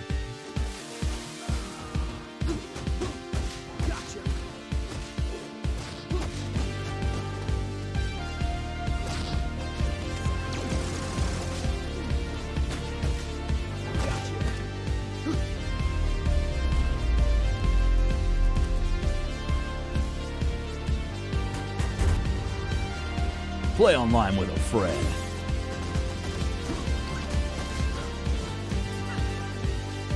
A lot of the old enemies are showing up, the whip girls, you know, the big guys. You're seeing a lot of the classics.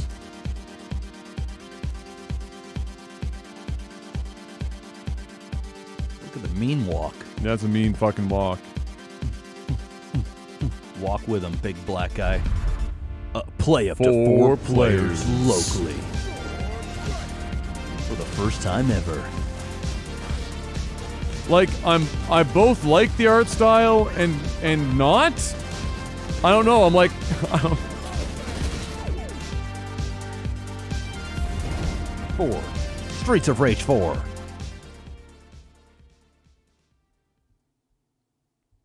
what do you think? What do you think from what you saw? I'm about to make another analogy, bro. Oh, it doesn't involve a penis? It doesn't. Okay. It doesn't. Okay. Hit me. What do you got? You know, we got games like Streets of Rage. We do. We got games like that Mega Man game that we saw. We do. And other, like, classic games brought back in 2020. Mm. We've got a lot of these retro-feeling games coming out. And, you know how they make me feel? How do they make you feel, Jeff? They make me feel like I really feel like eating some McDonald's because it's my happy place. It's your Mick happy place. It's my McHappy place. You know, just a Big Mac with some fries and a drink. It's your Mick happy place for the first hour. And then I get my McHappy place and I bring it home. And my fries are cold. Yeah. My They were big- already cold when They you were first already got cold them. when I first got them. Yeah. Fries are cold. The Big Mac is just not hitting it like I thought it was going to hit it. Mm. The Coke Zero is fine. Hard to fuck that up. It's hard to fuck. Then they do that sometimes. They do. They really It's do. hard. It's like Doesn't mean watered they down. can't. It's like the end of the fucking syrup bag. That's right. That's pretty much how I feel about these retro games. Where, you know, in theory, it seems like a great time. Mm. You know, it puts a smile on my face to see it's happening. Yeah. And then I play it, and I realized that I never really wanted McDonald's in the first place. It was better off being a childhood thing that I had fond memories back then, and my taste buds weren't jaded. And I didn't have this level of, I don't want to say quality, but I've just, my taste has changed, and I thought I wanted this, but I really don't. I really don't. And even when I go back and play some of the old games, I realize that there was a time and place for them. Not all of them. Some of them is still a really good experience, and there are the odd game that does come out that they remake, and I'm like, oh, this is actually really nice. But I see things like that, and it reminds me of going to McDonald's. Cheap, empty carbs that just are not good for you. Yeah. That does nothing for me. It doesn't fill me. No. It's just, and I realize I'm not even enjoying it all that much. That's what You get like the first few bites exactly, and you're are like good. are good, and then they're bites of regret for the rest of the entire experience. exactly, and you realize you spent money on this, Yeah. Yeah. and now you're like, damn, I should probably finish it because I spent money. Yeah. Here's my take. I don't disagree with you in general about these games that are like we're doing retro style stuff, which I don't have a big deal with because a lot of it's like an indie-ish studio doing it, so it makes sense for them to latch on to like simpler game styles from the retro eras at this point, you know, to do their thing. I feel like if you're gonna do a brawler like this in the year 2020, whether it's a small team or not, or like whatever you're doing, you need to really expand on what the fuck a brawler is. Yeah, And give me I need it to do two things if it's Streets of Rage. I need it to feel and look like Streets of Rage. I need it to sound like Streets of Rage almost more than anything else. yeah, And then I need it to play where there's some familiarity, but there's something new there that makes me want to go through it. And I think for me, if I was making a brawler now, I'd be giving way more environmental interaction and not just picking a pipe off the ground and piping a motherfucker. yeah, But like, I'm holding the dude. There's a trash can there. Fuck, wham! yeah. Start beating their heads off of fucking like objects and shit, throwing them into dumpsters, you know, slamming things. Environmental interaction that's unique to levels and like character types. And it makes it a more unique experience, and more than just like throwing the same like 3-punch combinations. I don't know how many times I saw that black guy grab two dudes and smash them together. It was so it was repetitive from which the was 2 fine when Streets of Rage first came out, and you knew you only had like 4 moves you had to rely on. Yeah, But now we have the technology. we have the technology. We can do more than that, and I would want to see something like that, and that would get me excited about hopping back into a brawler in 2020, and. As much as it's not that I think that art style is badly done. I just don't see Streets of Rage when I look at that. No, neither do game. I. Neither do I. And there are some I follow a lot. There are some unimaginably fucking good people that do pixel art and pixel design now. Especially with where we're not restricted by hardware like we used to be. That it saddened me when I first saw trailers for this game and they weren't done in pixel art. Because we have such a capacity to make an incredible... I mean, Streets of Rage looked good back in the day anyway. It still looks good now. Yeah. But it could look even better now and still be that style, so it's still going to look and feel the part. And then you have the ability to expand the gameplay, and now a brawler makes sense. I think what you're describing is going to be exactly how this plays out for a lot of people. Yeah. They're going to go Streets of Rage, fuck yeah. Original audio guy, fuck yeah. Looks pretty good, hop in. Brawler, fuck yeah. First 2 levels get done, and then that's going to be it. And then they die. And then they got to start again.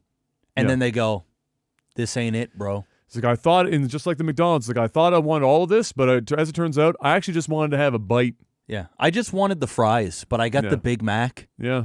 And the fries are cold. And the cold, I should have Not ate even them warm. on the car on the way home, but instead, I decided to wait and get comfortable because I thought this was going to be an event.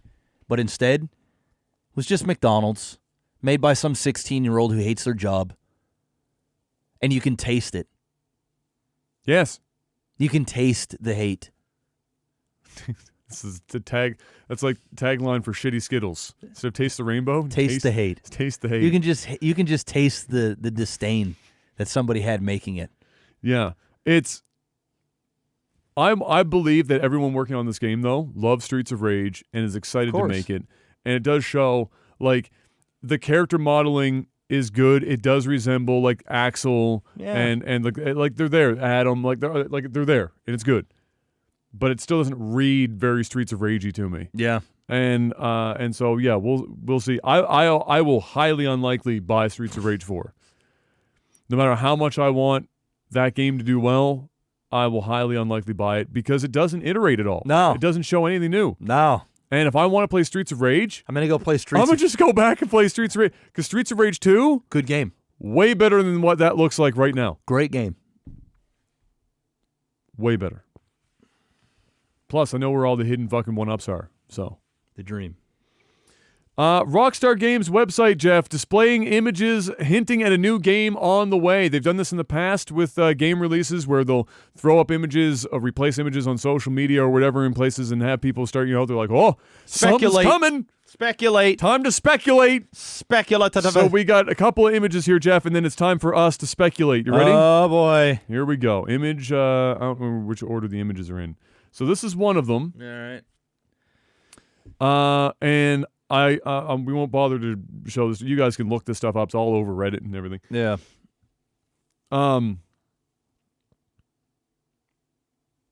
Like if you look at this long enough and you can see, there's killers, dreams, murdering,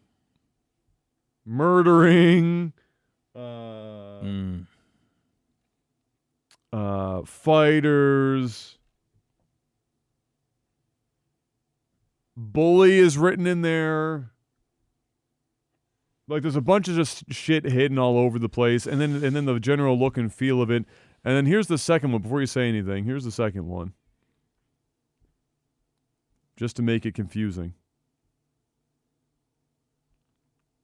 You got sexy 1960s, 1950s Marilyn Monroe bot. It's Grand Theft Auto, bro.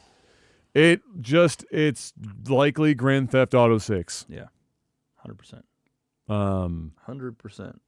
So, and we already know that Grand Theft Auto 6 was mentioned not long ago that it's been in production. It's weird though. The timing is right if you really think about when Grand Theft Auto 5 came out, but because Grand Theft Auto because of their online portion has been so prevalent and constantly in the news circulation and whatnot and selling so many copies, it still feels like Grand Theft Auto 5 just came out like 3 years ago, like fucking 2 years ago or some shit, and it hasn't. Obviously, it's been many years. I never thought in a million years I'd be playing Grand Theft Auto all day, every day. Yeah, exactly. I just literally. So we're not going to see a GTA 6 until probably 2022, late 2021. I wouldn't. I honestly, but an announcement's probably, obviously coming. Yeah, I think it's probably gonna be 2022. So based on this imagery, Grand Theft Auto used to be about eras. Like every game that came out was like an era, right? We had like Vice City 80s, San Andreas was like a 90s kind of riff, and so like I liked those because Grand Theft Auto has been so much about pop culture in terms of the storytelling and characters. That when 5 came along, even though the characters and stuff were well done and whatnot, it just didn't feel Grand Theft Auto-y to me. And 4 was the same way to me, really, in that despite that there were good characters and good stories to be found within the game, it didn't feel like Grand Theft Auto because it didn't feel like an era piece where they could exaggerate things from that era, make it hyper 80s, hyper 90s. And feel Grand Theft Auto-y. And so based on like this image, for example, it makes me feel like maybe we are going to get back into some period piece type stuff. Maybe we are going back to this would be like the 60s. Yeah. So maybe we're doing 60s. Possible. I'd be there for it. I'd be there for it more if it's a period piece. I'd be excited about Grand Theft Auto for the first time in a while if it is a period piece. Could be futuristic. Well, I just think that, That it's could the be- type of futurism that Yeah. we're seeing here, and I the mean- fact that it's Marilyn Monroe Yeah. kind of gives you a hint of the fact that it's probably the 60s. Yeah, could be. Um, Who knows? but yeah, Anyway, yeah, I mean, it is what it is. probably it's Grand Theft Auto 6. Yes. Absolutely. That's crazy. When did Grand Theft Auto 5 come out originally? Was that Like 2013, was it 2012, 14? 14? Might have been. 2014. Yeah, probably 2014? 2014. 13. There you Damn. go. September 17th of 2013. There it is. That's been 6 years and change, bro. Yep. So 6.5 years. we're probably about 2 years out. Yeah. 2022. And It's coming. 2022, I would say. And yeah, damn. There you go. So, what else we got here? It's looking like that virus, which, by the way, you can't avoid. It is on every news station, every fucking Twitter feed, every fucking Instagram post, everything, because conferences are getting shut down. People aren't going anywhere anymore. Everybody's shut down. People are panic buying fucking toilet paper and paper towel in there isn't a single case of COVID-19 in Nova Scotia. People are panic buying toilet paper and paper towel here like we have the zombie fucking apocalypse coming and all that you need to survive is paper towel. Your shit is crazy. People are fucking losing it for they're really overreacting, but Dude, thank you news and social media for that one, Well, by it's the way. dude, it's people too, right? Throw some chaos in their life, and they just like latch onto it, and it's the end of the fucking goddamn This world. is why the government doesn't chooses sometimes, when possible, to not tell people Yes. when something's happening, Yes. because the general public, Yeah. especially in the era of 24-hour news and social media, Yeah. will fucking If something happens, bro. lose their mind. It will be chaos. Yeah. Fucking anarchy. Hey guys, there's an asteroid that's planning to hit Earth. Now don't worry, shouldn't be too bad. we will survive We'll this. survive this. We can prepare for it, and Yeah. everyone's like, fucking building a bunker. Yeah. Shit gets real. So with that being said, obviously in China especially, even though reported cases are starting to decline in down. most of the provinces, and World Health Organization, by the way, confirmed that those numbers are likely to be factual. People were like, China's probably lying. Well, the World Health Organization seems to think that there's reality to those numbers. Because of how aggressive they've been with their quarantining and their so on and so forth. But it's very possible that because the factories will have been at low or no production for so long, that the next-gen consoles could very well be one of two things. Could be delayed because they just don't have the parts to make up to actually launch this year. Or the initial shortages that tend to happen with the early releases of consoles will be far faster and longer because the factories will have been down for such a period of time. And so the eBay resellers are possibly going to have a field day on this bad boy with the possibly limited supplies. Somebody's gonna profit. Somebody's going to profit big on that one. So just keep an eye out for that. It's the one thing we haven't really heard about delays yet. But other things, other computer parts and fucking cell phones and everything, like all the factories that are affected. I mean, there was a map that NASA released. I think it was NASA that released it. That was like a CO2 map over top of China. Yeah. Before COVID-19 outbreak, and then after, where people haven't been going to the factories. Factories hasn't been working. And it literally goes from looking like your stovetop element turned on full fucking blast on one, to dead zone in the other. Not like nothing. Hell yeah. Fucking blackout. There you And go. they said that if it was to last for very much longer, it would actually reduce the total emission output by 6% globally, just from this short fucking window. That's Holy how much shit. China's factories produce on an annual basis. Holy fuck. 6% but just from this shit. This shit's saving the world. People going crazy like, Low oh my key god. saving the Low fucking key world. Saving the world. Yeah, that was fucking nuts. So, yeah, there you go. That's the thing. So yeah, that'll be something to keep your eye out for, and also, E3 is now the team for E3. The people that put it on are now considering their options as to whether or not E3 will even happen this year. because of the virus. Yeah, no, I believe it probably won't. And we talked about this last week. This If is it doesn't happen, It's going to kill. this might be the show. very last E3 because it will show the major developers that make up the bulk of the money. They don't need E3. They don't need E3. Save them a lot of money, put out their own shit because they have to think on their feet and do their own thing this year. And then when they find out that it turns out pretty good, Yep, that'll be the show. that might be COVID. Might not kill a lot of people in North America, but going to kill E3. E3 was already dying. It already had a little bit of. It was immunocompromised. That's it. And it was over the age of 60. And so now it's getting I shouldn't laugh about it, but it's true. So now it's dead. It wasn't in good health, and now it's super not good health. super dead. Yeah. With a small team, only a small team working on it, allegedly only 13 people. Obsidian's Grounded, which you might remember from E3, that was where it was like Honey, I Shrunk the Kids, is looking like it's coming along well. We got a gameplay demo from PAX, Jeff. That's right. PAX happened. Yeah, PAX. PAX like half happened. I haven't heard fuck all from PAX. PAX like half happened. So this is like basically a video recording of a screen, like a record. So the quality is just great, ass, but we get to at least see how the game is coming. Pop on my headphones here. And we'll skip through a bit because this is like a 15-minute demo that they do.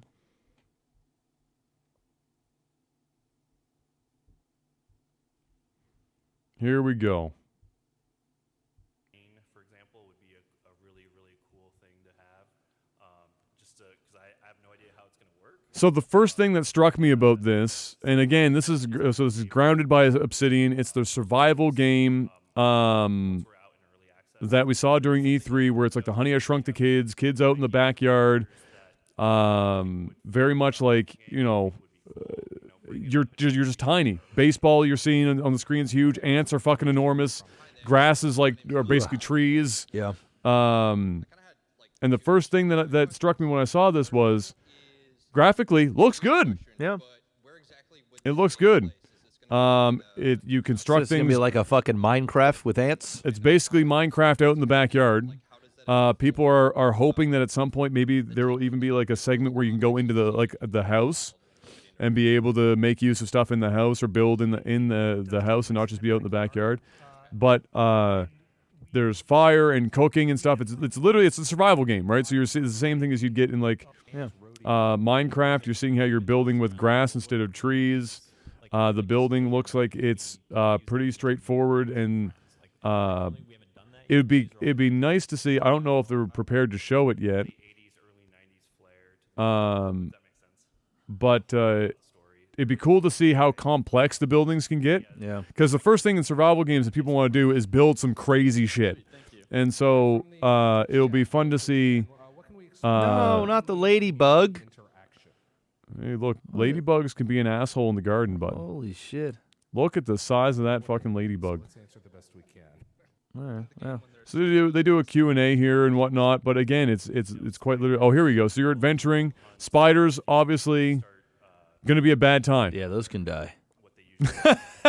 Fuck the spiders. Those spiders can die. They're arguably the most useful thing out there in the garden, but they can die because they're scary looking. That's right. Fuck them. Graphically, though, for a survival game, that's the first thing that struck me is that It's pretty. It looks really good. The lighting is done well. I like the art style.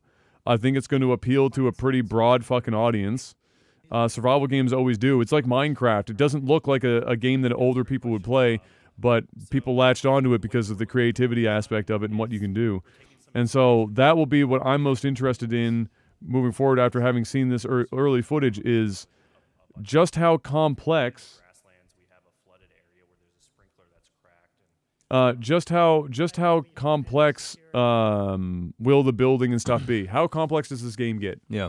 That's what really, and I'm not looking for Minecraft here. I'm not looking for written in Java so that you can mod the everlasting fuck out of it and create computers within computers within computers. Yeah. But it's cool when you can build Yeah. particularly complex things. That's really neat and it makes for exciting and hopefully also the survival aspect of it is fun. If there's one thing that I haven't enjoyed a lot in a lot of survival games is that the survival portion of it only lasts for so long, and it's like the early game, and then you hit a certain point, and the survival part It's just done. And then it's No. no longer a survival game. It's just like a building simulator Yeah. where you're just like, how crazy can I build whatever at all times? And then that's the whole game. Yeah, no, it looks cool. I ain't It got much does. to say about it. This looks pretty neat. It's a game that I'd probably fuck with a little bit if it was in depth enough. Exactly. That's like I'd definitely dip my toes in the water on that one and see how it pans out. But that's all we got for games, Jeff. Are you ready to sell the fuck out? I mean, I'll do a light sellout. Let's hear it. Patreon.com/LagTV. All right. Hit us up with your money if you love us. If you love us and you don't want to hit us up with that money, hit the like button. That works Leave too. a comment. Either one works, preferably both, but we'll take one or the other. We got Elgato. If you guys Yeah, we don't do. already have a Stream Deck, capture card, lighting, green screen, they've got something for your needs, whether you're a streamer or you're not. You can type, or actually you can just scroll underneath in the description, click on that little Elgato link, take you to the website, check out all of their products. I was on Twitter and I saw that Corsair Yes. has a keyboard Okay. that has like Elgato. It doesn't, I don't think it has like Elgato buttons, Yeah. but it's pretty much what we were talking about. Well, I know they had one. There was a keyboard like we mentioned before where you'd have like integration with the Stream Deck software of something like that, but it's not the LED. Yeah, buttons. or is it LED Yeah, buttons? I think I'm gonna have to look it up there. But I did see something that was similar. It didn't say like powered by Elgato or anything, but I think they're on their way there. There's probably some they already, they're not stupid. Well, it's a really obvious fucking. yeah. It's a super obvious thing to do. It's a super obvious thing. Man, where did I find that at too? Man, I'm never gonna find it now. But anyway, it looked pretty damn cool. There you go. So anyway, that's on the Boom. go. Elgato, go check them out. Go check out all their products. Check out a Stream Deck because that truly is for anybody. Yeah. That Almost uses a computer. anyone can come up with something to make use of that Stream Deck for sure. And- Absolutely. And they keep adding in more and more and more. And I don't know if it's still happening right now by the time this goes up, but at least this week, the XL was $50 off. It was for a on time. sale. Yeah. So it still might be. It might be. And if not, well, then whatever. But go yeah, go it's check there. it out. Go check it out. Also, NordVPN, Jeff. NordVPN, 70% off using that promo code OTT. That is nordvpn.com/OTT. If you're listening to this on the RSS feed, big shout out and thank you to everybody that's picking yourself up a virtual private network through our link. It's a good way to support not only our sponsor, but also the stream. Up to 6 simultaneous connections, high-speed servers. Go ahead and watch different regions of Netflix. We're talking if there's Twitter content that is region locked, or YouTube content that's region locked, or just any content on the internet. Might be a website that's region locked. Use NordVPN. Go ahead and mask your IP, change it to whatever needs to be done to get you in to go and watch that content. Probably the worst one is when I just got done watching UFC on Fox Yes. on my couch Yes. via a provider I just paid. Yes. And then I go on Twitter to watch a highlight clip Nope. that I just watched live. Nope. And it says not available in your region. And I say, but why? I say NordVPN. Exactly. Because I have NordVPN, which is available not only on your phone via app, also desktop, Chrome extension, browser extension. They even You have... can put it directly onto a router if you want. Yep. They have a smart TV app as well, I believe. They do. It's all over the place. It's all over. So for less than a grande cinnamon dolce latte a month, you can get yourself a NordVPN subscription on a 3-year term for super cheap, 70% off. Guaranteed money back after 30 days if you don't like it. It's a win-win. It's a long time to try it out. It's a heck of a long time. You're going to keep it. I promise you. And hit that like button. Patreon.com/LikeTV. We got the patron numbers have gone They're up. going up. They're going up. They're listening. Keep that number going up. They're listening. These are rookie numbers. We need to pump those numbers up. Pump it up. Pump. What the fuck? Yes, do what he's doing. That's the fucking Pump it up. from the movie. Oh, that's right. The rookie. Bro, I'm I'm so hungry right now. Like I'm thinking about hunger. That's fine. It's just the way I am. That's fine. Mr. Black, what segment are we on? Movies and TV. Judge Judy. This is her court. Judge Judah. Judah. 25 years. 25 seasons. 25 25 seasons. Coming to an end, Jeff. Oh, no. But don't worry, it's not the last we've seen of What? Judge Judah. What? We're going to see more of this like 80-year-old judge? She says a new show called Judy Justice is coming. Oh, no. Stop the madness. She's not done. Hey, go get it, Judge Judy. Go get it. I don't know why we started doing I that. know. That was like many years ago. I used to call that my mom. Judge. I used to Judy! call my mom Judge Judy back in Shut the day. I used to be like, all right, Judge Judy. I fucking hate that shit. I'll pull that out on stream. Judge- I'll be doing something that like nothing's This is her happening. I'll court just say this is her decision. No, this is her the court. ruling is final. Yeah, her ruling is fine. This is her courtroom. This is Judge Judith Simon. It's fucking random as hell. Oh man. But there you go, Judge Judy. Not thrown in the towel yet. You know what? Did you hear about this? James Bond, which was coming out. Because the virus got delayed until November. Yeah, they said, fuck that. You ain't messing with my box office. In China, Yeah. specifically. Yeah, we're going to bring it out like 6 months later. Yeah, we're going to avoid this whole thing Yeah. until COVID-20. We want to make $1 billion. We ain't going to do it right now in China. It's definitely not going to happen. Fuck it, jeez. That's a rough go. That's a rough go. But that's okay. I can wait. Yeah, It's not going to kill me. Yeah. I am excited to see it, though. I do like me some 007. It's also 2 hours and like 43 minutes long. It's a long-ass the longest movie. Bond ever. It's supposed to be the end. It's like the last one of the whole this Daniel Craig and the whole Yeah, like, this is the story last- there. it's the So last arc. Yeah, Typically, the end ones are longer. Yeah. And I'm sure the director's cut is even longer. 3 hours plus, Probably. Jeff, in news that I can believe, but also just don't want to believe at the same time, Disney removes Li Shang from Mulan's remake. Li Shang being the basically the general from the movie that the guy who sings "Make a Man Out of You," and he's gone. Why did they remove him? Because, Jeff, in the year of our Lord 2020, in the Me Too movement era, as they literally call it, they felt that the relationship that he had with Mulan was inappropriate in this era. And so they split him off into two separate characters. One that I believe they describe as a surrogate father of sorts, who is the general now. And then the other is her equal, who is another soldier in the group with her. Here's the quote. I think particularly in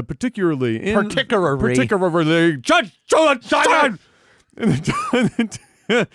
the time of the Me Too movement, having a commanding officer that is also the sexual love interest was very uncomfortable, and we didn't think it was appropriate. We split Li Shang into two characters for the remake. One became Commander Tong, who serves as her surrogate father and mentor in the course of the movie. The other is Hong Hui, who is Mulan's equal in the squad. So, okay. I'ma just be fucking real for a moment here. Bro, it's just painful, bro. This is one of the dumbest things I've heard in a very long fucking time. And this is and I don't even say that with hyperbole. This is honestly one of the dumbest things I've ever heard.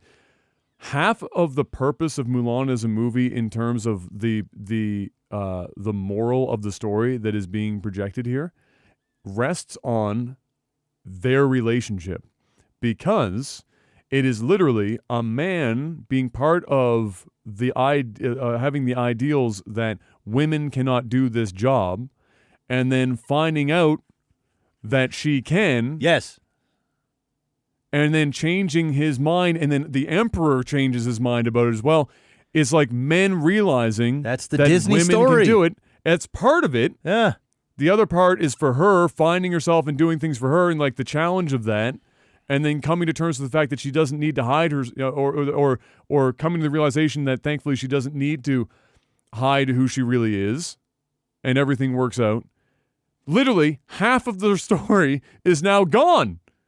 And it's gone. And it's funny because it's the opposite of what the Me Too movement would be upset about. It's literally a man starting with what women wouldn't want a man to have as an ideal, and then changing his fucking mind at the other side. Let's get down to business. This movie's gonna suck. Ha! There's no fucking dragon. Yeah, Mushu's gone What the fuck? I ain't gonna watch this in the theater. Fuck no, you ain't getting my money. This probably won't even come out. too. Rhyme it with Disney. Because of the coronavirus. I lined you. You said money and Disney rhyme, and I even threw you that. Oh, I didn't. I rhyme it wasn't with even paying Disney. attention. I wasn't even paying You attention. had it. Bro, I ain't. This movie looks like I'm gonna be. I mean, you already know how I feel about what this movie looked like. Bro, I was looking forward to this looked movie. like horseshit then. I was really looking forward to this movie, and my looking forward to this has dramatically fucking dropped. Like, bruh, fucking this dramatically movie never dropped. came out. My life actually gets better. Well, now that Disney's coming up with that excuse, I would hazard to agree with you on that one. Bro, they dropping in some Me Too shit, bro. I hope the coronavirus destroys this film and just don't come out. That's what I hope. I just hope they're like, hey, you know what? They Take it literally over. called out the Me Too fucking You know, movement. That's this is fucking wild. This was man. already dead to me. Now it's super dead. That's just nuts. So there you have it. On news, we actually On news, that's sounds pretty good. good.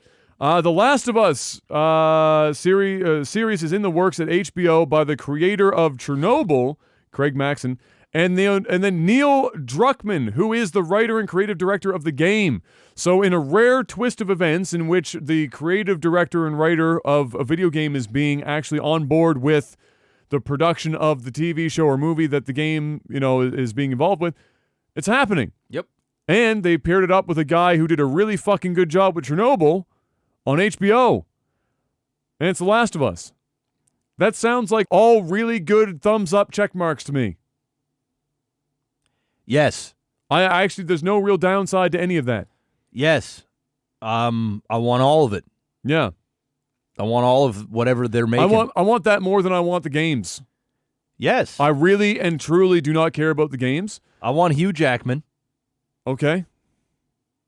And I want Ellen Page. Yep. I mean, she still looks like she's 14 anyway. She can make it work. She can make it work. I mean, I can't really think of any. You want to throw in the girl from Stranger Things? Give me her.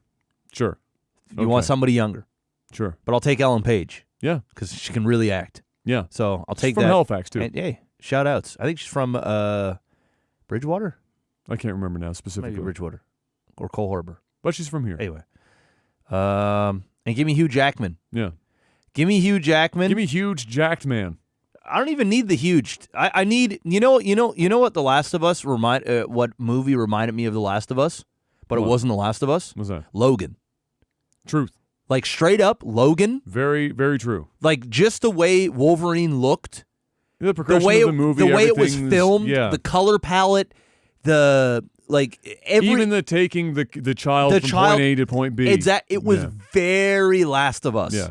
Give me that. Yeah. But Yes. Last of Us. Sure. I'm in. Including Hugh Jackman. Including Hugh Jackman. I mean, if you wanna sprinkle in, I can't really think of that many other people that I'd rather see play that role than Hugh Jackman. I really, truly can't. No, I can't either. I think that's pretty much the show. Yeah. So there you go. I think the only other person that I would fuck with, and this is going to sound a little weird to some people, Okay. Mel Gibson. I would fucks with Mel Gibson playing that role too. Sound weird to the Jews. Hey, you know what? And the blacks. And he went in on everybody. Yeah. He didn't discriminate Yeah, that's true. when it comes to discriminating. Yeah, it's true. He spread it out there Dude, a little bit. I'm down. I'd be down for a Mel Gibson Yeah. or a Hugh Jackman. I could just picture Mel Gibson playing. I can see Hugh. I can't see Mel. I can see Mel Gibson crushing it, bro. That guy can act too. I think he'd want to direct it and shit, but yeah. I don't want to go. The thing is, I don't want to go too young. I wanted an older guy, like a guy that's seen some shit, Well, I like think- late 40s, Yeah, early late 50s. 40s. I think early 50s might be pushing it, but I want to say, I mean, see the 50-year-old actors are in Hollywood now. They look like they're 24. You look at someone like Tom Cruise and shit. It's like, Yeah. dude, what the hell? You know what I money mean? will do a lot for you. Yes. But Clive Owen, yeah, I could see him doing it, but I wouldn't get excited. Gerard Butler, I could see, Yeah, but I he's could see just him. not a good enough actor Yeah, for I don't something thi- I that don't- serious. I don't think he can That's do why that. I'm going more Mel Gibson. Hugh Jackman is the one. He like, is the he one. is the He's the pick, and I'm sure is- he's the pick for them right now. Yeah, It's just whether or not they can get him on board. He's the guy. Now Liam Neeson, Fuck no. he ain't. No, Liam Neeson at 48, look at he was 84, Yeah, no. and he ran like he was 98. I'm not feeling Liam Neeson in that role That at ain't all. it. Sorry, bruh. That definitely No. ain't it, bro. No, That most certainly is not it. And I don't can't- want that many jump cuts in my show. Yeah, no. Ben Affleck, that ain't it either. I'm going Hugh Jackman or Mel Gibson. Yep. Those are my two picks, and hopefully it's Hugh Jackman. Hugh Jackman. Huge jacked man. That's it. Yeah, That's where I'm at. I don't know anyone else I can think of that I'd put in there.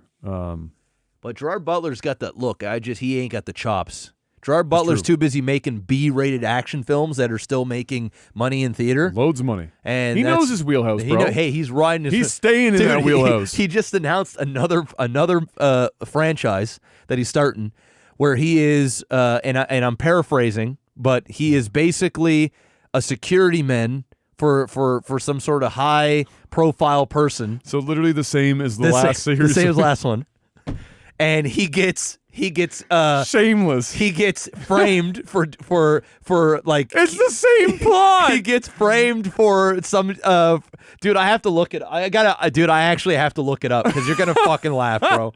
I'm literally Gerard. Let me see here. Gerard Butler, That's fucking funny. dude. Gerard Butler. That's almost verbatim. Oh man, That's almost verbatim. He's got a new one coming out. He's got a new one coming out, man. He's been working out too. Of course he has. It's Gerard Butler. He's got that dad bod, but the buff dad bod. He's got the buff dad, but it's Yeah. like the Vin Diesel bod. Yeah. You know what I mean? Nah, Vin Diesel. Well, Vin Diesel, yeah.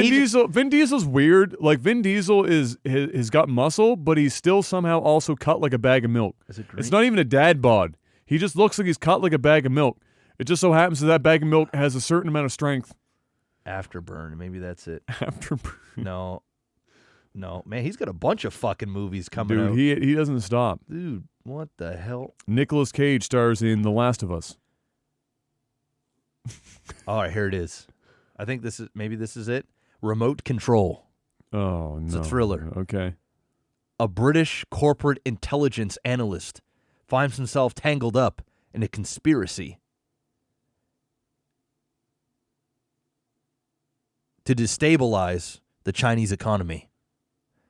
Okay. I think this might be it. I don't know. So he's doing a new series that he can sell in China. Dude, I'm telling you, yes. I'm telling you, I watched a little video on somebody breaking down this fucking film, and it was literally him working for some corporation, and he gets framed for doing something. Jeffrey Dean Morgan. Oh, Too that's old. the guy. That's the guy from. He's the guy from. He's from Walking Dead. It's Negan. Yeah. Too old. But you know who I could? Who's the guy? Who's the fucking guy in Baby Driver? Who's like, he's got the girlfriend. He's in the group in Baby Driver. Are you talking about John Ham? John Hamm or John whatever his Hamm. fucking I name think his is? name's John Hamm. Ham. Him? Yes, John Hamm. Damn, I would John- accept John Hamm. John Hamm. Yeah, he kind of got that look too. John Hamm. John Hamm looks like he could fucking play the shit out of an older. In fact, I'm putting John Hamm ahead of huge jacked man. Nah. Because he's a little bit younger. Hugh Jackman is starting to look a little too old for me for this role. I think John Hamm slides. John Hamm is a good-looking motherfucker. Yeah, you he's see a- this motherfucker? He's a handsome fella. That's just not even right. It's fucked up. He's a handsome fella. I want to look that good, Jeff. It's just not going to happen. Yeah, John Hamm's not a bad. That's not a bad pick. I'm going John Hamm. Bro, I'm still going Mel Gibson, bro, because he's that type of grimy, like fucking rough around the edges, dad like shit that's seen some shit that like I man, I'm telling you, I fucks with Mel Gibson there. I'm a Mel Gibson fanboy, but I still got to go with Hugh Jackman. He's my number one. He's my number one. Dude, John Brenthal's a good one too. Dude, that's a good one too. Let me see. Damn. Let me see this. Dude, that's Punisher. He's Shane from fucking Walking Dead. This guy? Yeah. I mean, that's not a good yeah. No.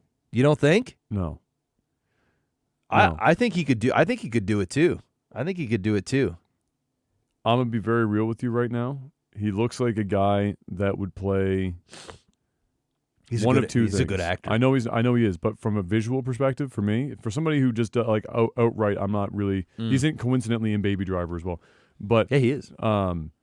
He looks like, at first sighting to me, he looks like a guy who would play one of two roles: a washed-up UFC fighter, or a Marine, or Sergeant? like a Mexican cartel drug lord. Oh my God, no! I don't think he's played either one of those types of things. He will. If he hasn't yet, he will. Oh shit! Matt Damon. No, Matt Damon's not it. No, fuck, that's definitely not it. Speaking of Matt Damon, what? Em and I watched. She had never seen Good Will Hunting before. Oh man, and that's it's a my classic. favorite movie, basically of all time. Watched that yesterday. Well, we split up two parts. Yesterday, the day before, and Matt fuck Damon. me, dude. It's a good movie. That is. It's top 10 material. I think it's top 10 all time. Yeah. Well, you're not the For only one who real. thinks that way. It's a Like, good, it's a good I movie. mean, and I hadn't seen it in a couple of years, and then going back and watching it, and I'd seen it so many times, and I was trying not to spoil things for Em and like get, no, I didn't want to be like, this scene's coming up, it's really fucking good. I just like let her do her thing. So it let me think about the movie more as I'm watching it, and I've seen it so many times that I started looking at it from like a film perspective and not just everything. And there is not a fucking weak scene. There's no fat. There's no nothing. Everything plays well. The dialogue in that movie is fucking super well written and delivered unimaginably well. And I think it might be Ben Affleck's best performance, and coincidentally is also written by and directed by Ben Affleck. Mm-hmm. I think that's his magnum opus. And he did it when he was like 21 years old or whatever fucking how old he was when he did that movie. He's super young. Bro, the movie's fire. I haven't seen it in a long time. Dude, watch it But again. it's pretty good. And just soak it up. That shit is fucking wildly good. So anyway, that's it for There you movie. go. That's it. I saw The Invisible Man. Right. How'd that go? It was good. It's making about $1 billion in the box office because Blumhouse just knows how to make low budget films There you go. that are awesome. And this was a really good movie. Is it a horror movie? No. But it's more of like a thriller. Thrillery thing. It's more of a thriller with a couple of horror elements to it. You can tell it's low budget, but it knows its lane. The special effects when they're in there, they look good. It's only a $7 million movie, and I think it's Wow. already made like I don't even know. I think they're at like 50-something million there last week or Damn. some shit. It was a good time at the theater. It was smart. It was predictable until it wasn't.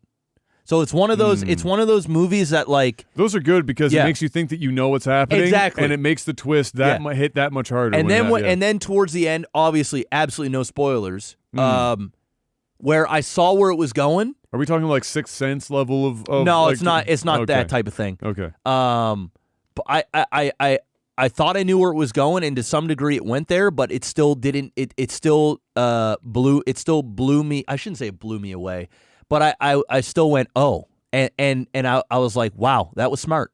So and it did that twice in the movie. There was one point where I was like, oh, here we go. Even though I was still enjoying the fuck out of it, I'm like, man, you know what? This could have been something great, but they're going down this route. And although I'm still having fun with it, it's so cliche. But then they were like, no, it's actually not cliche, motherfucker. We just made you think it was cliche. And I was Got like, him! oh, okay. So it was good, man. It was well acted. It was a fun time at the movie theater. It was an IMAX. It was a good time. There you go. So yeah. I recommend it. I could appreciate. I actually appreciate when movies don't have a huge budget and make the budget work really well. More so than I get a kick out of movies that have like $6 billion budgets. And even if they're done well, I'm sitting there going, well, of course it was done well. You spent $500 million on this movie. Yeah. Anyone almost could make a good movie with $500 million. Well, I've seen some really bad $500 million movies. Well, it's mostly from like Fuck me, choosing dude. the wrong fucking Yeah. people at the very least. But yeah, no, but you know what I mean. Yeah. Some really fucking incredible movies come out of small budgets because it forces you to be creative, right? Yeah. You don't get to just solve everything with dollars, Yeah. and so you have to do some creative shit. Yeah. And it tends to produce some pretty good stuff. Well, and I mean, thriller and horror, people just, I don't know what it is, but people they want thrills. They want to go there and feel scared. They want to go in there and be on the edge of their seat. And it's one of those genres that allows you to do that. It's that in like romantic comedies. Yeah. You know, you can get relatively no-name people that maybe have a little bit of buzz from like a good TV show or from Broadway or somewhere. They give them a shot. B-level. And they just come out and they crush it. They do a great job acting, and they take a script that might not be the most intriguing script of all time, but it's good enough. And then, you know, paired with the right director, it can actually be a film that's good. It makes a fuck ton of money. But yeah, this was really impressive for the budget. I enjoyed it a lot. I don't recommend to like run it to the theater and watch it, but like it was a good time. Well, there you go. Yeah, when it's on streaming, definitely check it out. Although if you wanted to go to a movie theater and have a good time, you can go check out that movie. It's good. Awesome. Well, there you go. Yeah, that's it. That's it for all we movies got. and TV. You know what time it is, Jeff? It is tech support. But you know what they can do before we hit tech support? Hit that fucking like button. There you go. 1 time, 3 times, 5 times, 7 times, 9 times, 11 times. I don't care. Make sure it's odd. Yep. And leave a comment. And patreon.com/legtv. Which is where we're grabbing these questions from right now. Tech support every single week, $10 and higher, gets you the ability to post a question on a post that I put up each week before the podcast. You can ask us questions, and we do our best to answer as many or all of them as we can. First up, we've got... You know what we can do? What? I've had 3 people now message me. They're like, I don't want to give my money to Patreon. They literally... I've had one person, actually, it's funny you say that. I've had one person message me that said they don't want to give their money to Patreon. They want to donate. They want to donate. What we could do is we could actually set up our like Stream Elements account or whatever, And put just it in put the a link. description Yeah. for the YouTube viewers, Yeah. and then they can donate throughout the week, and then we can start answering some of those questions so they don't have to do it via Patreon. We could pull up the questions right on the fuck. They could literally type in the question, and we can pull up that, so that way they don't have to go on Patreon. Because some people, I had 3 people this week. Some people really hate They're Patreon. like, I'm not giving Patreon my money. I'm like, all right, I'll mention it to Adam, but I can't promise anything. I'll let you figure that one out. All right. Because you use Stream Elements and I don't. All I'll let you figure that one out. Then we can put on YouTube in the description, and then they we can put it for a question wherever. for next week. Yeah. And we can just pool from that too. Yeah, I need to do whatever. make it happen. Will asks, "What's your favorite ancient civilization, Jeff? Say that. What's my favorite? Your favorite ancient civilization? What does that even mean? Like it's the human, time? like Roman time? like Roman, Done. for example. All right, Roman, okay. easily. Something Something fascinating about that time. Yeah, Something barbaric.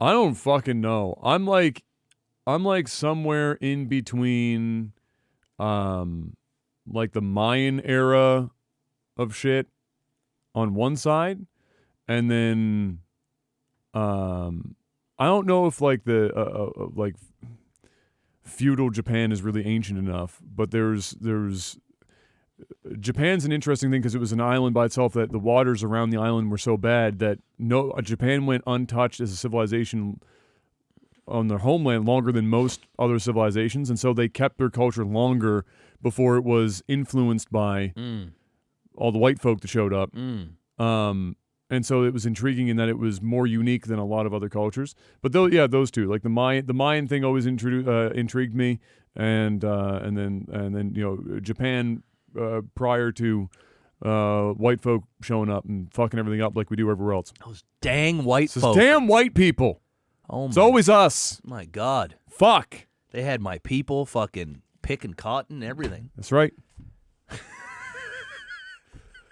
And I'm sorry, Jeff. On behalf of my race, Jeffrey. I'm going to take it all on I'm my mom, sorry. Adam. Next time I see my mom, I'm going to give her a piece of my mind. Mom! Why'd you make me pick cotton? Oh, man. Aaron Carter. Oh, boy, my Here we faves. go. There he is. Our big boy, Aaron. Besides the ripe, the fucking... pulsating ripe developing ripe titties. When should I start panic buying, go to Costco with the masses and buy 10 years worth of toilet paper? Oh, my God. Never. Okay, this is my suggestion. It's not a panic buy, but again, there's two places, three, okay, that you should be looking at least I'll say for Canadians. I'm not going to talk about the States because I'm going to be real with you. You guys are fucked. World Health Organization. The national level for Canada is like, Center for Disease Control, the Canadian, I can't think of the name of it right now, is what they're calling it. But there's a website set up for that, and the government of Canada's website. And then there's your provincial level health authority. All of them have, because the provinces deal with it, the federal government is aiding the provincial level, but all the provinces are going to have like their own response to it because they all have their own health authorities. Everyone's a little different. And then the federal is backing them up. You take your information from World Health Organization, then your national, then your provincial. You ignore every fucking scented oil Californian mother that stays at home and watches Instagram feeds all day that talks about all their shit. You ignore all that shit. You ignore Twitter. You ignore Instagram. Get you off ignore it. Facebook. You get all that shit. Fuck all of it. Fuck the news. Fuck all of it. Follow them on Twitter, World Health Organization, or use their website, your national and your provincial, and fuck everything else. There you go.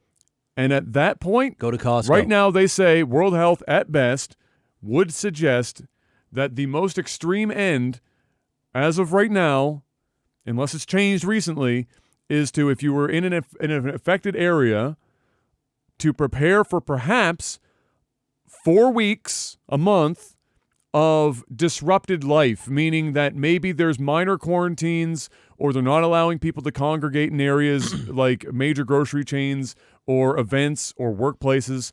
Prepare for a month That's and it. then just fucking Ride it out. But my God, I cannot stress to you how important it is to ignore social media and 24-hour news right now. Because you will seriously I think, don't even go near if it. I turn on Twitter right Bro, now, I don't at go the near top it. I don't even look at it. on my Twitter feed, look, for I don't the even first thing that will pop up, right? Look, it's the only thing at the top. Look, coronavirus. And it's nothing I'm following. It's just Twitter putting it on there. And then it's just all of the worst possible fucking news for corona. There's nothing positive here. Man's penis falls off. Coronavirus. It's all fucking just AIDS. Just all of it's bad. Coronavirus worse than AIDS. Ignore all of it. World Health Organization, There you national go. level, provincial, done. Boom. In the States, World Health Organization, ignore your government, state. Federal. Anything coming from Trump, fuck that shit. Just your state. Listen to your state, maybe. Fuck everything else. But World Health Organization comes first. There you go. Oh wait, we're on my phone now. Ba-dum-ba-ba-ba. I'm loving it. Alexa asks, what do you think about pyramid-ish businesses and miracle products? Do you not care for them, see benefits, or think that they should be straight up illegal? That sounds like pyramid scheme-y type stuff. I mean, Hey, you know what? There's what do they call that here? Avon, right? Avon, yeah. Yeah, they actually have some good stuff. My mom used to buy shit from them all the time. Avon has a lot of great stuff, which is Yeah. why they've been around A long time. for as long as they have been. Yeah. And then there's like Tupperware parties and shit yeah, like there's that. some good. There's some good. There shit. are multi-level marketing things or pyramid-ish things that are quite functional. The problem is that form of business is easily exploitable and can turn into something that should be and is in most places wildly illegal. But I mean, like you said, like Avon and Yeah, like there's some some good Tupperware, stuff. like there's some good stuff that comes out of it. A lot of the stuff is they sell you on a dream, right? They sell you on becoming like a top salesperson. And so Yes. there's Yeah. like, Yeah. and so you get in, and then you realize that you got to do all this work, and then you got to like I had an uncle that messaged me a few years back, and he was selling, I think he was selling like life insurance or selling something for some sort of company as well, and then like they get a commission for that, but it works really. It's not like they have a bad product. It's Yeah. just that like in order to make it, you got to like sell a shit ton, and then you got to have other people that'll Yes. help you sell stuff as well. Yeah. Right. So it's not necessarily a bad product. It's just a lot of work. loads. And And loads of work. most people just pay the commission. They get in, they realize that they don't want to do the work, and then the one that got them on are the ones that make commission. Speaking of mothers in California hawking off essential oils, Bud Me Boy asks, "What's your view on hippie shit?" He puts in quotation marks. Massage. I don't know if that's hippie shit. Acupuncture, healing stones, etc. Well, massage is not hippie shit. That shit's just good. Yeah. It's a massage. Yeah. Worst case scenario, it makes you feel fucking good. Yeah. Now, if they're telling you that this massage is going to cure cancer, okay, now you got a problem. But if you're going in and you're getting some knots worked out, or if you're getting like myofascial release because you sit in a chair for 8 hours a day, That shit works. and the fascia in your legs and your IT band is bad, massage works. It's not the solution for it. You still have to like work out All right. and stretch and shit. So do you believe in? Yes. Because my dad was wearing one of these for a long time. He still might even wear one. Q-ray bracelet? Yeah. I'm like, Dad. No. Exactly. I'm like, No. Dad, bro. It's all in your head, man. That shit ain't doing nothing for But if it's a $40 bracelet or whatever they put on once and they don't think about it anymore, the worst that's happened is they spent $40 on it and the placebo effect you. is Yeah, helping it's them. worth it. It's So worth it. like yeah. it's not like if it was a thing where they were spending like $200 per treatment and they were going once a week for like 30 years, all right, now it's a bit of a problem. Yeah. But if you're gonna get placebo out of a fucking like $100 bracelet for 30 years, Hey, buy that bracelet. That's all the paid time. for itself. Bro. If I could get a placebo of that shit, I'll wear it. bro, for $500. If I'm getting 30 years of that shit and it's making me feel great, I'll do it. I'll buy one for everybody for Christmas. Everybody's gonna be I'll feeling buy a great. Q-ray cock ring. Holy fuck! Put it right on my knob. Fuck, making me feel real good. All of a sudden, I feel like my penis is 2 inches bigger. For 30 years? For 30 years? $500? Hey, that's- sign me up. That is money well Pyramid spent. scheme the fuck out of that one. That is money well spent. I'm gonna sell that shit up until the Exactly. fucking cows come home. Exactly. So yeah, I mean, so really, I mean, there's a line for everything, right? And it comes down to when people are being truly exploited. Yeah. And then there are things that are scientifically, like scientific journal proven, and stuff that is not. Yeah. So scientific journal proven stuff would be like chiropractic care has now been dragged through fucking research so many times because people have wanted it to be hippie shit, It's not. and it's not. It's real. Now that doesn't mean that you can't have chiropractors that aren't really doing the job well, and Yeah. so it's not doing what it's supposed to do, or worse. Same it- thing with a it's fucking massage. you up. It's the exact same. You can get somebody that massages you wrong and fucks you fucks you up real good. You have a heart surgeon that actually only does fucking like vasectomies. Can fuck you up. He's gonna fuck you up. Gonna fuck you up bad. So yeah, and then there are things like the essential oil thing that's just fucking, that shit's whack as fuck. I mean, now you're just watching people bring back diseases that we've killed a long time ago. And that's some hippie shit. But yeah, even acupuncture has been proven. It's the effect of acupuncture is not huge, like medically speaking, but it is beyond what it's described in medical research, in journalistic research and papers, is that it's beyond placebo. So it's not placebo effect. There is.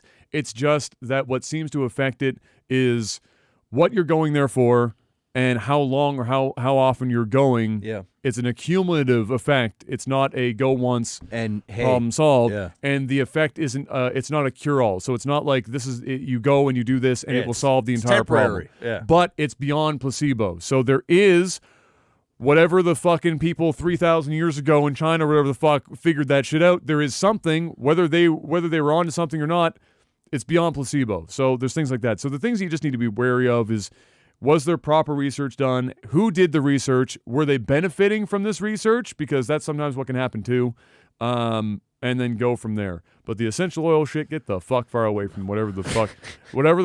Basically anything Gwyneth Paltrow opens her mouth and says, Semen do in a the bottle. opposite Don't of do whatever it is that she that. says. Yeah, she's selling you some shit. Even if she's not selling you some shit, do the opposite of whatever the fuck Gwyneth Paltrow says. Shady asks, where is the most inappropriate place you've had the giggles? The giggles? Inappropriate? There's not been a place, but sometimes, depending on the situation, I will get the urge to laugh if I'm really, like, if it's an uncomfortable like, situation. really It's like a nervous laugh. Yeah. And I'll get that way sometimes if I'm like watching somebody cry. Yeah. Like I feel so much empathy, but it makes me feel so uncomfortable that I don't cry. So my body's trying to get rid of that nervous energy somehow, and it comes out in like wanting to laugh, and I have to stifle smiling or laughing because I'm not crying. My body's like, we need to do something here. Yeah, it's like, and so the laugh for the smile comes, and then you have to like stifle that. So like it's not a place. I've never been that like at a funeral and being like, ha ha. Yeah, no. I've laughed at a funeral, but everybody is kind of. It's like one of well, those. you do, but it's one of you those like like do that thing, but make it's not it- like an inappropriate time. It's like you're joking about. I would something say like you think about for something. me it would be more of like I mean, I've laughed in a theater like when I probably shouldn't have. Like, you know, and like typically a not funny scene. Yeah. But and you're like the one person and I'm the in the one theater person that that laughed. like finding something that is like dramatic, funny. So like I've had a couple of moments like that, but I can't really think of too many times where I was like rudely laughing or felt awkward because I was laughing about a situation. But I'd probably say like probably in a movie. Yeah. Yeah, I can't think of like a place where I like inappropriately laugh. Just situations that have cropped up. So you're the type of guy that laughs at a funeral. 8910 asks, if you were legit abducted by aliens for a day and then they put you back on Earth, how would you convince others to believe you? I probably wouldn't even bother. I wouldn't bother either. I'd just take that one to the grave. Yeah. Like, I'd look, write a book about it. I'd write a story. My two options are I'm either that guy that ends up on Joe Rogan's podcast and everyone still thinks I'm crazy. Now it's just more people think I'm crazy. Yeah. Or I just have to deal with that shit myself and just be like, well, you know, my butthole's a little wider and I did some, you know, I had some crazy shit done and, you know, so be it. Kimmits says round-way trip from Toronto to Tokyo is currently $500 right now, probably because of the coronavirus. Probably can't give away seats. Should I buy it? Depending on where you're going into stay, if you're going to stick to Tokyo or whatever, and you know where you're going is going to be, you know, you're not going to be exposing yourself too badly. Fuck it. It's a good time, dude. $500. Good time to take a cheap trip to Japan. They don't have that many cases, and almost all of them came from that boat. Yep. So it's like, you know, fuck it. And Japan, by the way, Fire. healthcare, Bro, fire. There was like a thread talking about how somebody went through the coronavirus issue within the States here recently, and how they went through all the appropriate channels and how they basically got sent to like a million different places to call over and over again until they finally got to like a place where somebody didn't pass them on, but then told them that unless they are at the point where they have to go to the hospital, which this person was immunocompromised in the first place, and so they're going to get pneumonia, they're going to be hospitalized and fucked up, and they know it's coming, but they're trying to figure out if they have corona, they don't want to expose other people, go through that, and it was a gong show, and then like how much money it's going to cost them to go through this and all this shit, and it was just this wild thread that people were like, America's fucked, because I'm going to be honest with you, you're fucked. And then it turned into other places, other people talking about when they had like horrible things happen in other countries and they were traveling and their experiences in their healthcare systems. And Japan came up like many, many times from people where they were saying like somebody went there and they had horrible dental issues where they were like had bad pain. They went in and the dentists there were like, we need you to get in here like 4 times in the next week to solve this problem. And they said, when are you here? And they're like, and they said, well, I'm just here traveling they were there for business. And so I'm not here very long. I can only be here like these days. And I can only really be available in the morning because I'm working. And it was before they were open as a clinic. They said, can you be here a half hour early, which is a half hour before their clinic would open, and we'll do your shit before we're even supposed to open. And she comes back They go through this over, I think it was I can't remember if it was a guy or a girl. I keep saying she, but so it's probably a girl. Went back there the 4 days, ended up with like root canal, like the fucking like things that would take multiple thousands and thousands even here in Canada, and didn't have any major insurance there. And they said, oh, you know what? It's really, it said, you know, it's unfortunate you don't have insurance here because this would have only cost you, it was like $15 if they went through all of that. And they said, it's going to cost you a lot of money now. And they were like, and you know, this person's preparing for it. And they said, it's going to be $150. And that was a response where it was going to cost a lot of money. And they were like, excuse me? 150? Did you say 115? My cleaning Costs more than 150. The dream. You just did like fucking root canals and shit. $150? So go ahead and grab that Go ahead, ticket take for that $500. If you have any ailments right now, hey, dental, spend the $500 and then just go get some work done in Japan. Why not? Hey, and if you can't catch them while their hours are open, hey, see if they'll let you in a half hour before they open up. They'll fix you right up there. No extra charge. Yikes. So it's crazy, right? That's amazing. So anyway, yeah, so that was something that I just thought about randomly. But yeah, take the trip. Volkus asked, how long do you think Subnautica Below Zero will be in alpha? It's still in alpha? I thought they released that shit. Yeah, I thought they did too. If it's not an alpha now, long time. Don't wait for that one. MSS asks, what was your single most life-changing moment, not Lag TV creation? Gee, I wonder what yours is, Jeff. My son. Wow, really? Yes. Shocker.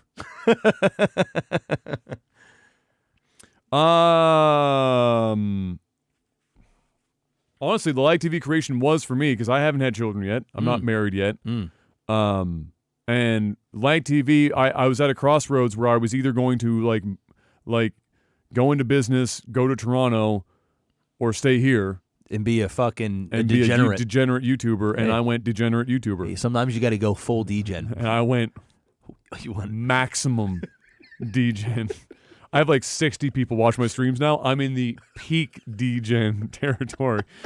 Lag Lawyer asks, what do you two think about the Fermi paradox? If there is life out there, why haven't we found it yet? Are we alone? Then who was phone? Question mark. I don't know what the that fuck that is. So the Fermi paradox. So basically, they're asking there, like, if there is life out there in the universe, why haven't we come across them yet? Because it's so big. Because the universe is so fucking big and we're so fucking small. What do you think the chances are that we'd actually see somebody within our lifetime? Think about how young the Earth is and how old the universe is. Yeah. And then think about how young we are in comparison to both of those things. Yeah. The odds are so it's pretty obvious to think that there's something else out there. Yes. Probably a million times who infinitely so. I don't even know. A popular thing that is a Michio Kaku thing where he said, if there was a civilization that was advanced enough to do interstellar travel like that, and they came across our planet, it would be the equivalent of us walking over to an ant mound and wanting to try and communicate with ants. Yes, there you go. That's the level of intelligence difference that we would be talking about between an interstellar civilization harnessing the power of suns and then Earth, where we still have people in California saying that the coronavirus is not a problem and that essential lavender oils is going to solve your cancer. Like, you just... We're not that We're not there yet. We're not there just not yet. that intelligent. Well, we're not there yet, bro. We're just not. We're just not, bro.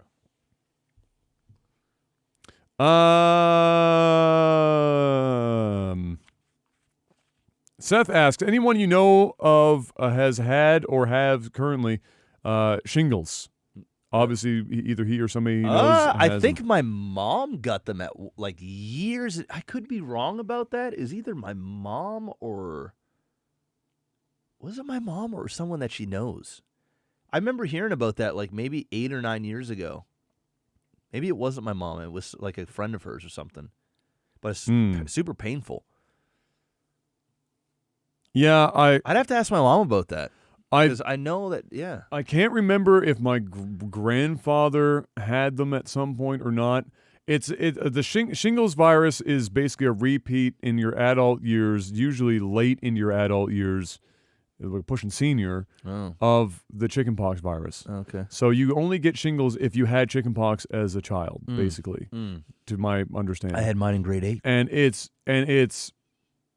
rough and painful as fuck, for sure. Treatable, but not fun at all. Sleeping is basically a no-go.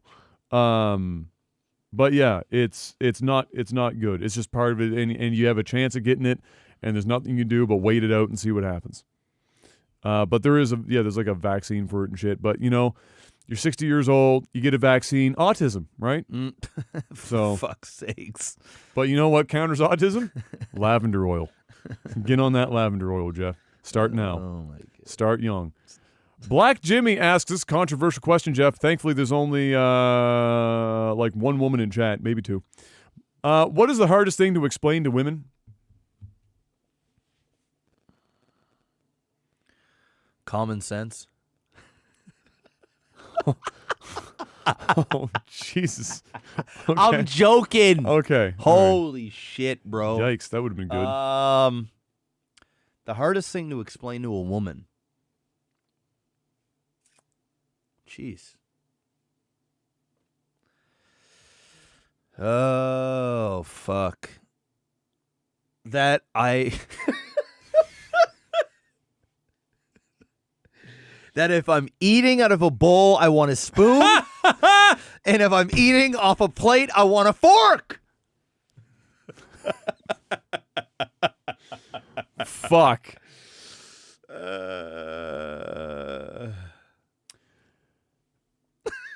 Here's the hardest thing for me. And I've been...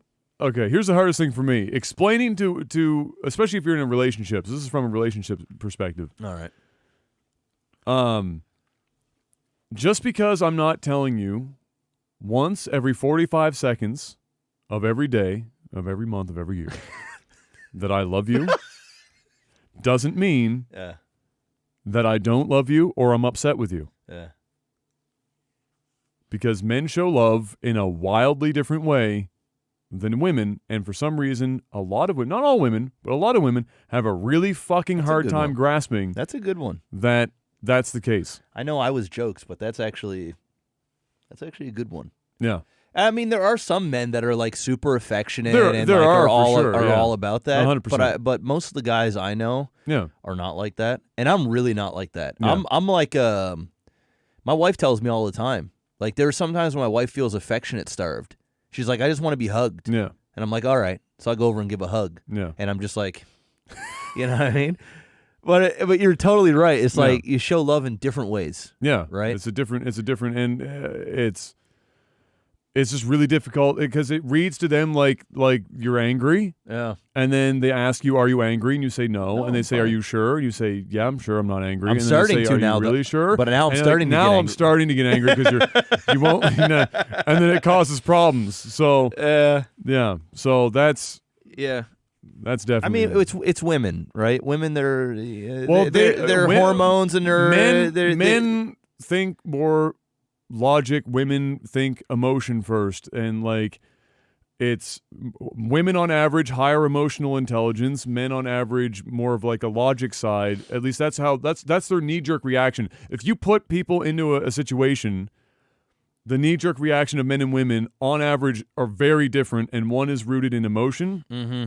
And one and not emotion in the way that feminists would say. Yeah, we know. Oh, we're just if it's a man angry, then it's fine. But if it's a woman angry, then she's being she's being a bitch. hormonal. I don't mean being that. bitchy. But like they use like emotions as their basis to leap off from, and then men are different. So like you tackle in the moment. And different. yes, we know there are all women are not the same, and all men aren't the same. Exactly. But if we're on average though, it is true. Yeah.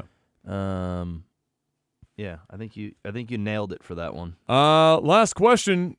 Almost. Black Jimmy had another one that was pretty good. What was the a great thing that was ruined by popularity? So what was something that was great that just got ruined by popularity?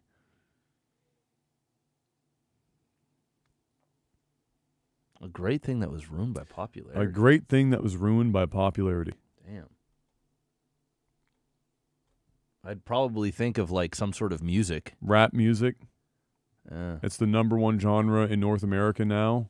And I'm gonna be honest with you. Star Wars. Rap music is bad. Oh, Star Wars. Star Wars. Star Wars. Oh boy, That's a I'm good going one. with Star Wars. Star Wars is yeah, a good one. Yeah, I gotta copy that. Yeah. Rap music, Star Wars. Star Wars, bro. Damn.